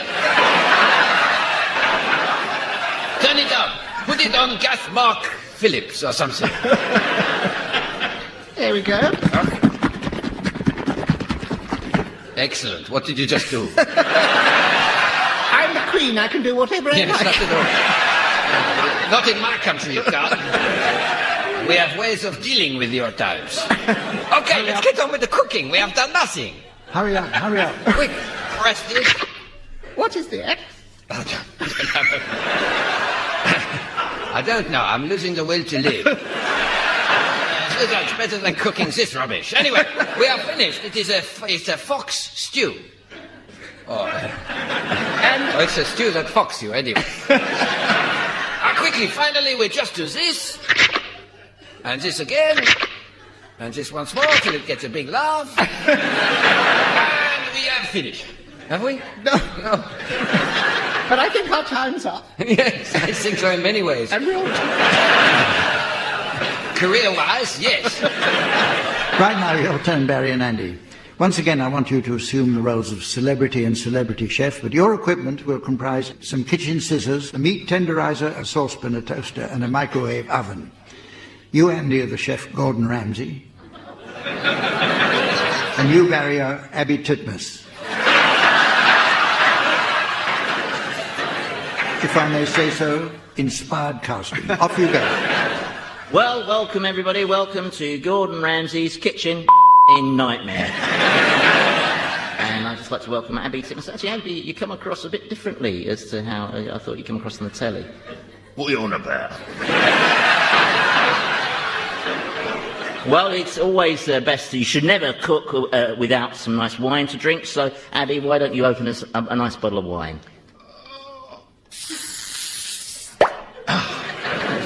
I've never seen a bottle open that way before. Does that not hurt your thighs? Never mind that. Where's the cork gone?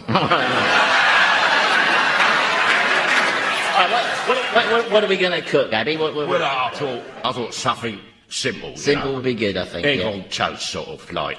Egg on toast. All right, well, let's start by breaking the eggs. You break the eggs there? Break the eggs? Break the eggs. Right. No. Abby, give me the f***ing hammer. It's not how you break eggs, is it? All right, let's go simpler. Let's do eggs on toast. All right. Okay, what do you need to make toast? Bread? Yeah, so put it in the toaster. Right. Now that's the f***ing eggs.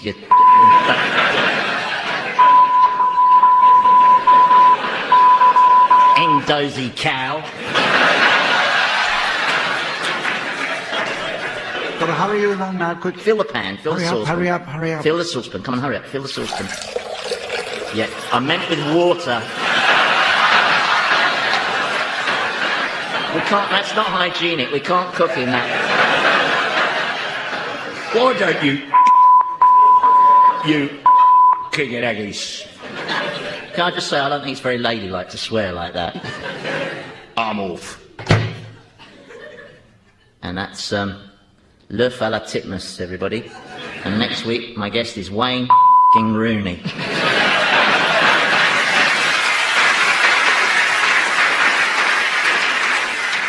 The teams are going to take a look now at some Welsh proverbs in the round called Welsh Proverbs. OK, teams, I've brought along the opening lines from a series of proverbs translated from the medieval Welsh, which I shall invite you to complete. To read the proverbs in their original Welsh, please welcome the theatre's manager, Gareth Owen.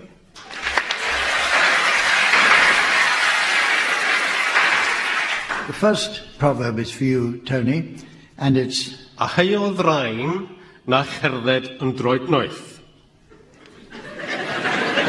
Which translated is, he who lays thorns upon the floor knows what he bought his sandals for.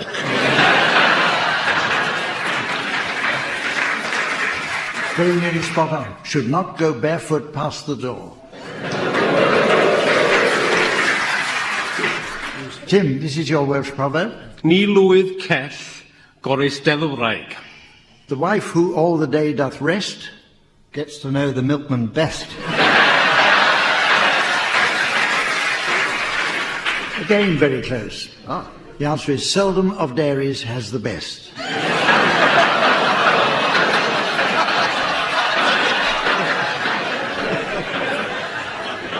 Andy, your Welsh proverb now. Diriaid a geif ddrain yn ei uwd. If you wicked are and cruel, join Ofsted and shut down a school.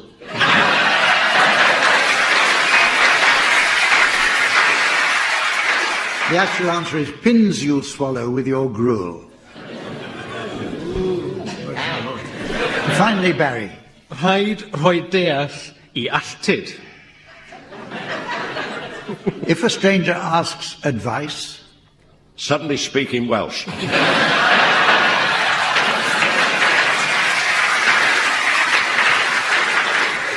No, it's answer true and in a trice. Here is some for any of you to have a go at. Ni elwyr cyrain, ni gynnydd. We call him not clever, who calls his manhood Trevor.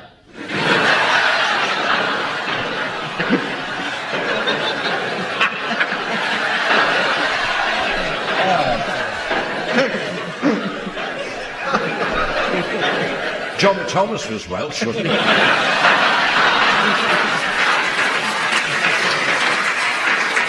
He should have said, prospereth never.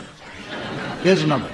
Gwell gwichio'r colydd. Better to hear your bowels squeak than to wonder where the gerbil is.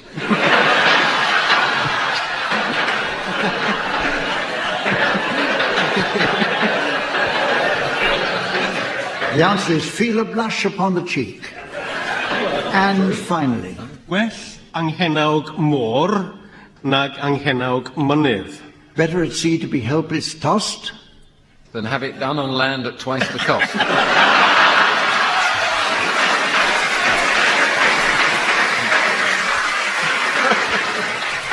Well, it's really than upon unknown mountains lost. Well, I notice it's very nearly the end of the show. But it's just time to squeeze in a round of Highway Code Songbook. Samantha tells me she has to nip out now as she's giving driving lessons to her new gentleman friend. He's a bit nervous about joining fast major roads, but Samantha says he'll soon learn how to pull out for a 50-mile-an-hour spurt.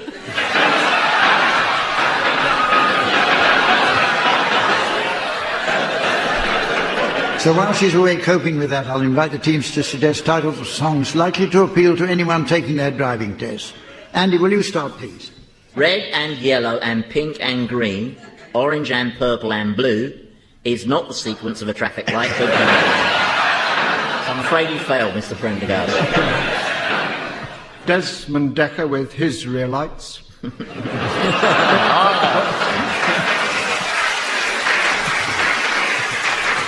Examiner.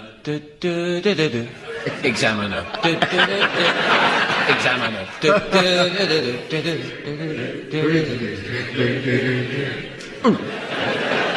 Itsy bitsy teeny weeny yellow polka dot Lamborghini. Breaking uphill is so very hard to do. Once, twice, 3 times I failed it. River deep, mountain high. Try to avoid them if you can, Mr. Prendergast. Do you know the way to San Jose? Is this the way to Amarillo?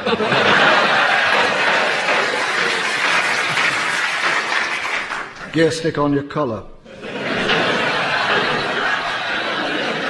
But you probably noticed that. Break fast at Tiffany's.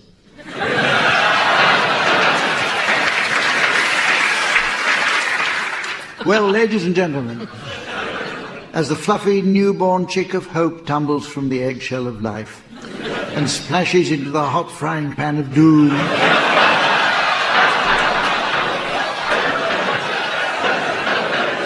I notice it's the end of the show, so from myself, Samantha, the teams and the fine folk of Rill, it's goodbye. Barry Cryer, Andy Hamilton, Tim Brooke-Taylor and Tony Hawks were being given silly things to do by Humphrey Lyttelton, with Dennis King setting some of them to music. Programme consultant was Ian Pattinson, producer was John Naismith.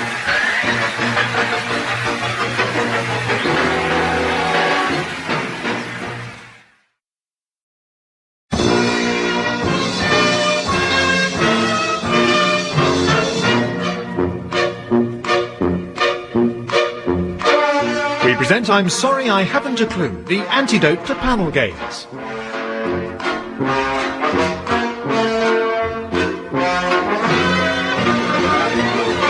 At the piano is Colin Sell and your chairman is Humphrey Lyttelton.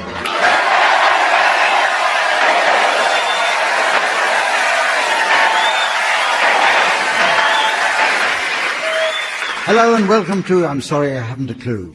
You join us this week in the new theatre Oxford, the city of dreaming spires. As the name implies, Oxford was once well known for rearing oxen. According to Delia Smith's History of English Foods, the meat of a certain part of the ox was considered a delicacy that could provide a nutritious family meal, if it was well hung.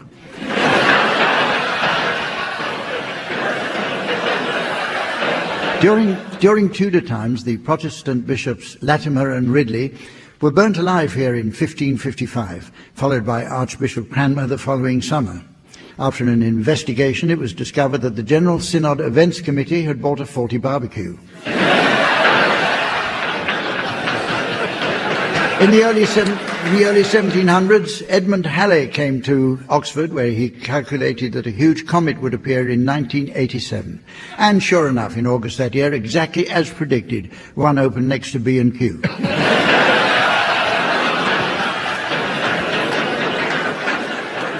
In the 1880s, Oxford's first horse-drawn trams were introduced, operating along the Banbury Road.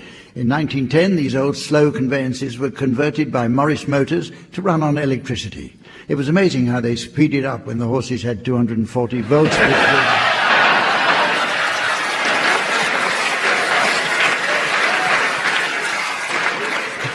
Tim Henman was born nearby, and as a young... Triumph of optimism over...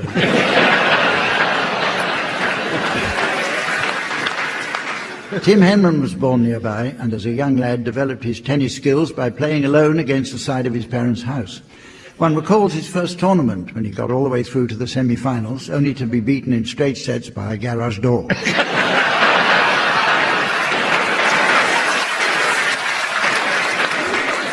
But it's all too easy to mock those who, despite their best efforts, seem constantly to fail.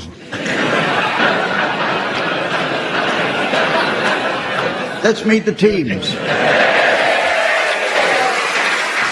They are on my left, Barry Cryer and Graham Garden.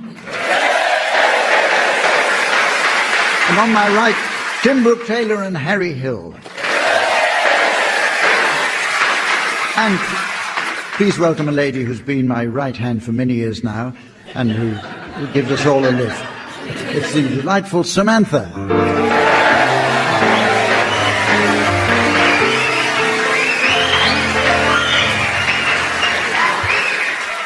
Okay, let's get underway with a look at the English language, as it's important to understand the subtleties of meaning of certain words. For example, there are many who don't fully appreciate the difference between the terms perpetrate and commit. Well, perpetrate means to perform or to be responsible for an act of criminal intent or deception, whereas commit was the frog on the Muppet Show.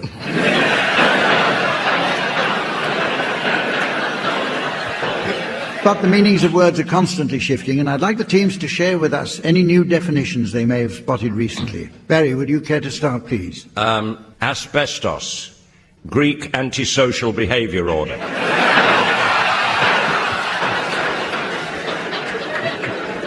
Tim. Philander, the Duke of Edinburgh and the Queen.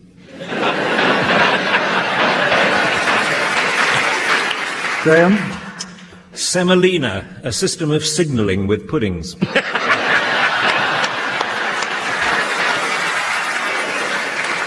Harry. Pistachio, the facial hair you might find on the top lip of an alcoholic.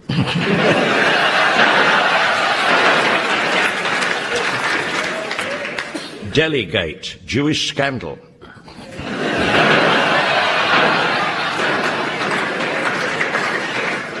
Systematic, a robot nun. Stymie, a Jewish pig.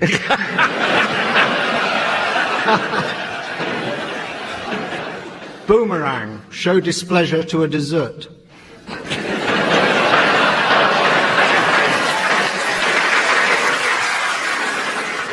Scurrilous, a mouse with no legs.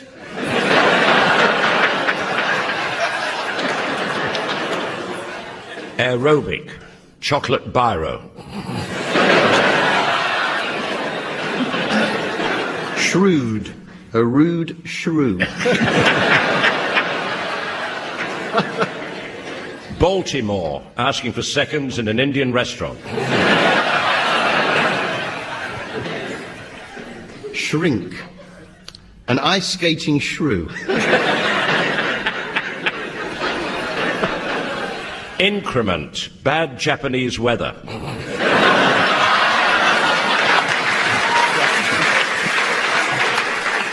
Chinchilla. Air-conditioned beard.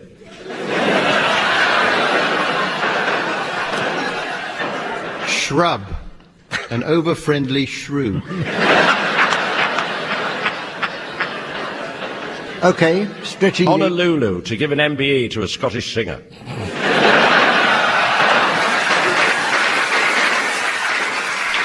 It's music time now with one song to the tune of another. And this will be a rare treat for music lovers everywhere. There's no radio games like this one. Wait a minute, I'll read that again. A rare treat for music lovers. Everywhere there's no radio.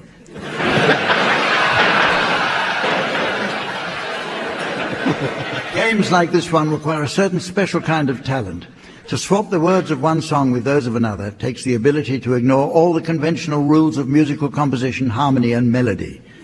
Fortunately, we have a world-class expert in the shape of Colin Sell.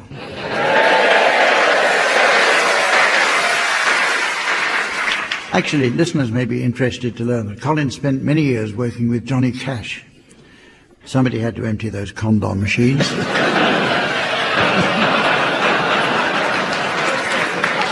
Okay, Tim, we'll start with you. Will you please sing the words of My Ding-a-Ling by Chuck Berry to the tune of When I Was a Lad from Gilbert and Sullivan's HMS Pinafore?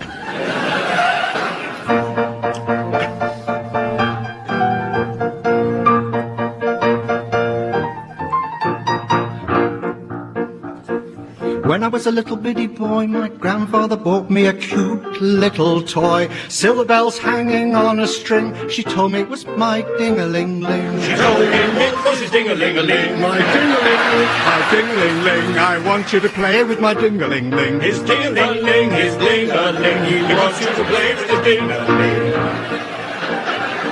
And then Mama told me to go to grammar school. I stopped off in the vestibule. Every time that bell would ring, they'd catch me playing with my ding-a-ling. They'd catch him playing with his ding-a-ling. My ding-a-ling, my ding-a-ling. I want you to play with my ding-a-ling. His ding-a-ling, his ding-a-ling. He wants you to play with his ding-a-ling.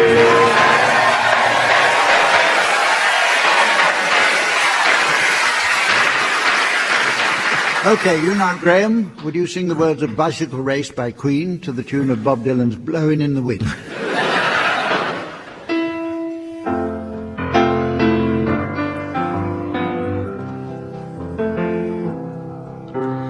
Bicycle, bicycle, bicycle. I want to ride my bicycle, bicycle, bicycle. I want to ride my bicycle. I want to ride my bike. I want to ride my bicycle. I want to ride it where I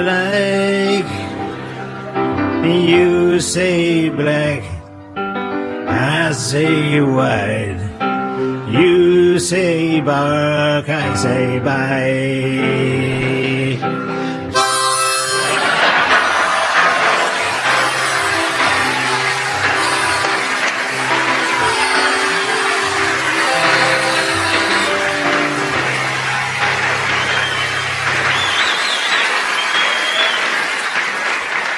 That brought a lump to the eye and a tear to the throat. And finally, Harry, would you sing the words of Old MacDonald Had a Farm to the tune of the Eagles' song, Hotel California? I'll give it a go.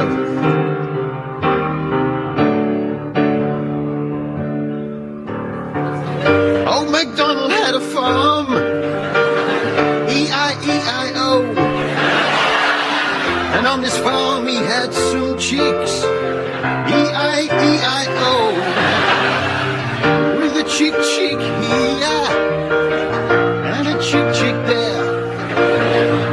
Here a chick, there a chick, everywhere a chick, old MacDonald had a farm. E-I-E-I-O, E-I-E-I-O. And on this farm, he had some ducks, E-E-I-O, with a quack quack here, and a quack quack there, a quack quack.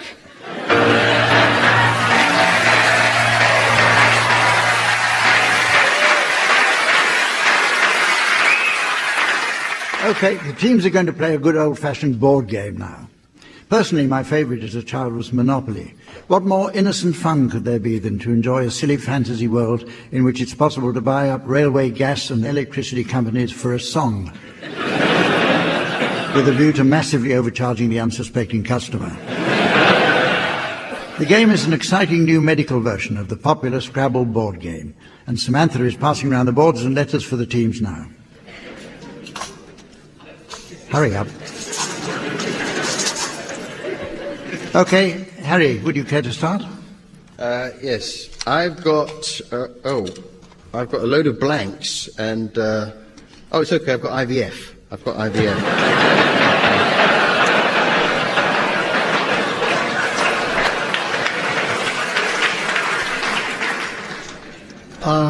There's a pi, P-I. Add an E and an L and S. Oh, that means I've got piles. Oh, that's not good. Well, I can use that P to make biceps. Or biceps. No, that's not how you spell it. Bypass, I can do. Bypass. Takes me onto a triple word sky. I got triple bypass there. You could have used that P for analysis, you know. I could. I've got pharmacy. Oh no, there's no F in pharmacy. I've got no L's, no K's, no T's. Basically, I'm inconsonant.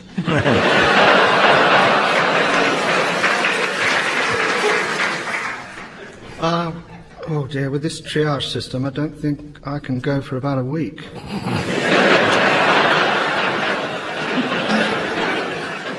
What have I got? Oh, I've got MRSA. I can't make anything of that. No. I'm just going to move these vowels. I've got care. Oh no, I've got an L there. I can make that clear.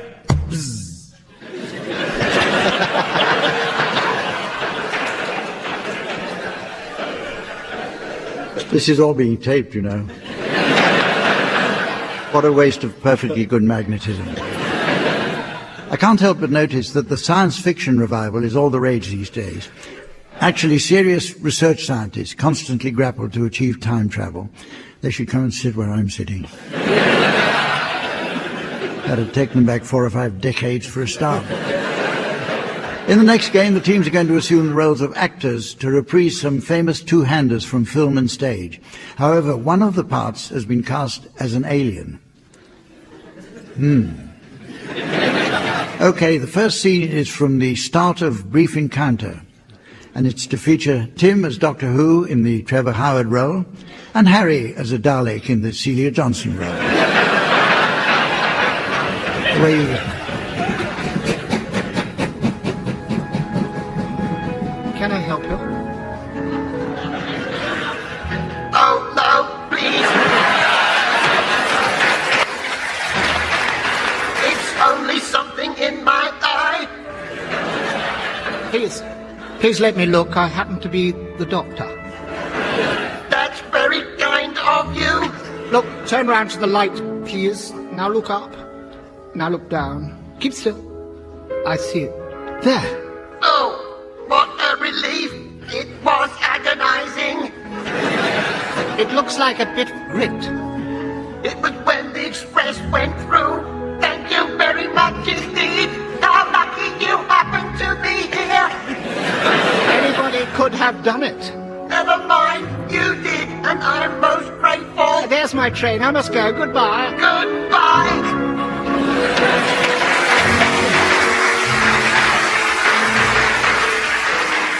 Your turn now, Barry and Graham. You'll be performing a scene from The Importance of Being Earnest, featuring Barry as Obi-Wan Kenobi, playing Jack Worthing, and Graham as Darth Vader, playing the part of Lady Bracknell. I have lost both my parents.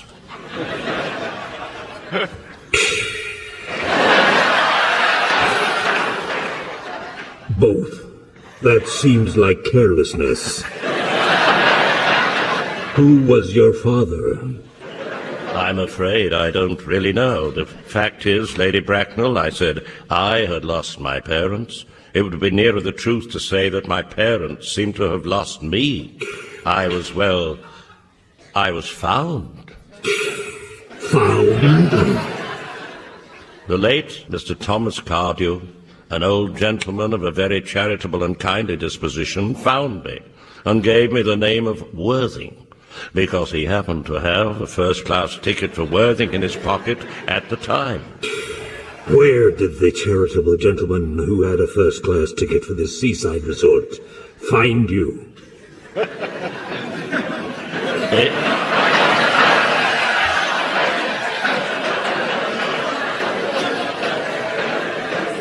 In a handbag.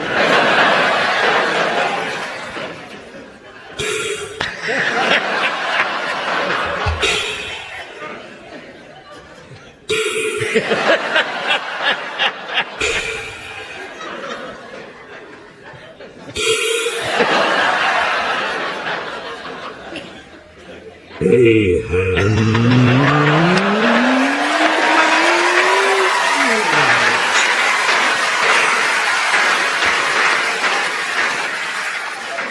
Yes, Lady Bracknell. Guard, seize him. An ordinary handbag, in fact. In what locality did this Mr. James or Thomas Cardew come across this ordinary handbag?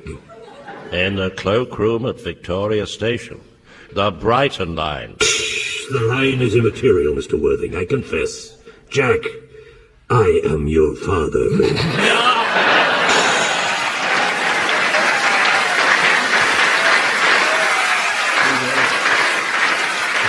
Our next round takes us overseas to see what we can adapt from Britain to suit our European neighbours. Personally, I'm fascinated by European culture.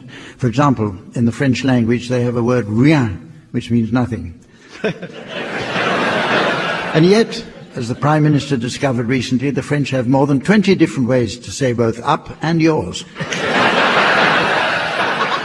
OK, teams, in an effort to restore our crumbling political and economic links, I'd like you please to help solve the terrible European nursery rhyme shortage by adapting some to suit our neighbours, or indeed for any other deserving nations farther afield.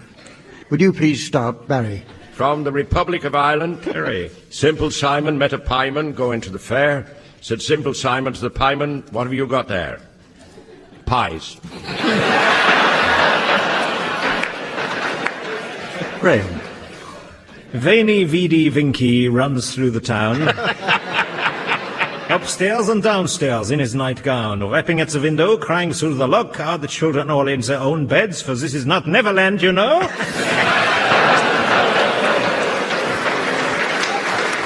This is very popular in Spain. You shall have a fishy on a little dishy. You shall have a fishy when the Spanish trawlermen get back from Cornwall. Ole! Harry. India, this is for. Okay. Half a pound of tuppenny rice, half a pound of treacle. Who ordered the treacle biryani?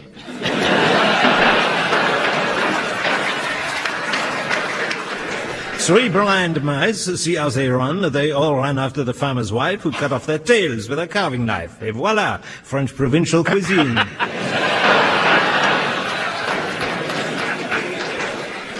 Here's one for the UK. Lavender's blue diddle diddle, lavender's green. When I am king diddle diddle, you will be the Duchess of Cornwall. And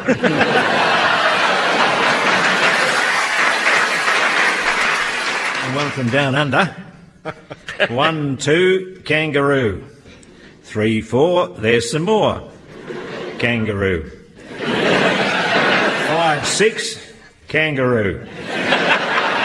7, 8, kangaroo. 9, 10, a big fat kangaroo.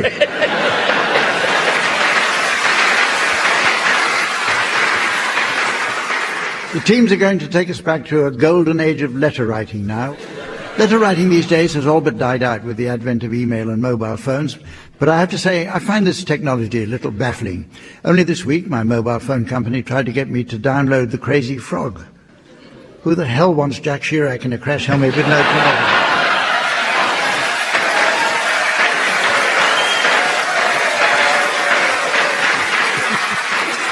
Okay, in an attempt to reverse this trend, each team will take turns to improvise letters between two famous people.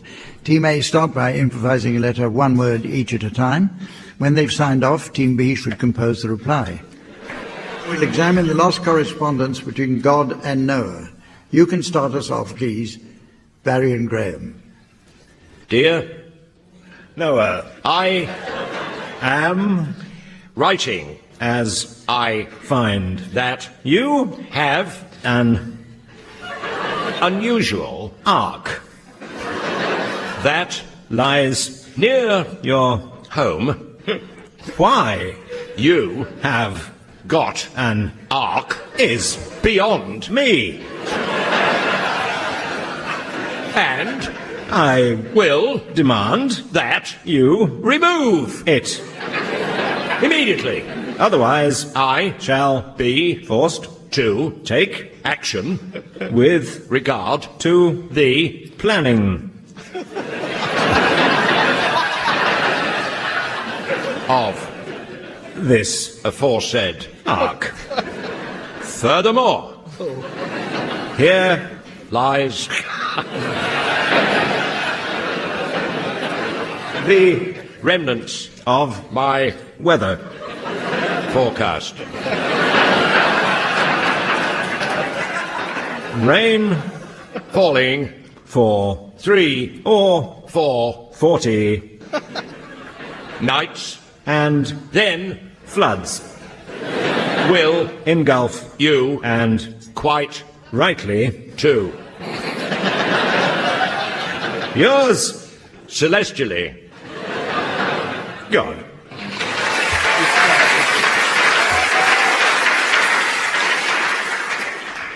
Dear God,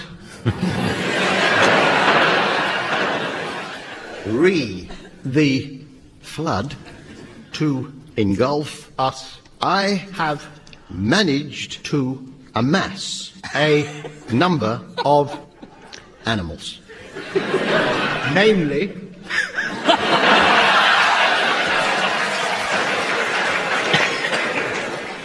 2 of each animal, which I list now. Aardvark.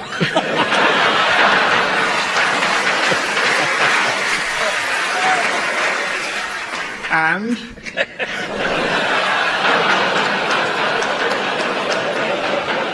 ants. And anteaters. And bees. And cuckoos. And ducks. And elephants. And so we continue down this path of self-pity. Lots of love, Noah.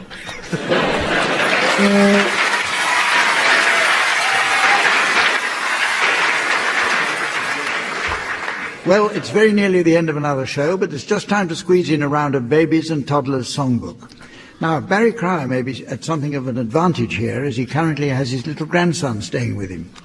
Every morning, he's been strapping him into his buggy and wheeling him down to the park where he likes to chase the ducks. The poor fellow says he's exhausted, pushing Barry around all day. So, teams, suggestions of song titles, please, with the aim of delighting an audience of babies and toddlers.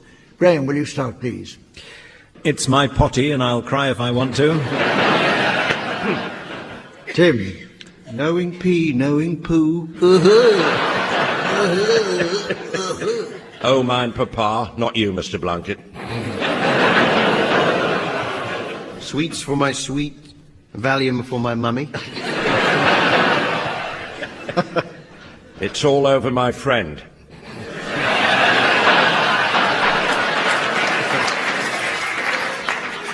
There's a kind of rusk all over the wall tonight.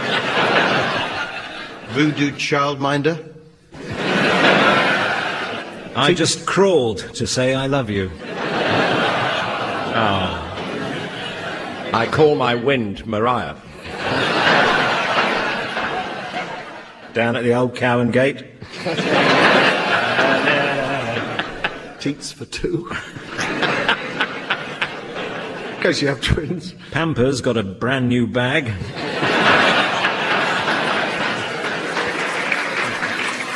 So, ladies and gentlemen, as the runaway stallion of time attempts to mount the reluctant mare of fate, the town council meeting has to be halted for the day.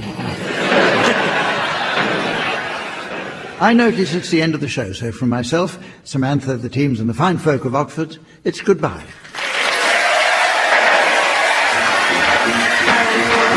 Tim Brooke-Taylor, Barry Cryer, Graham Garden and Harry Hill were being given silly things to do by...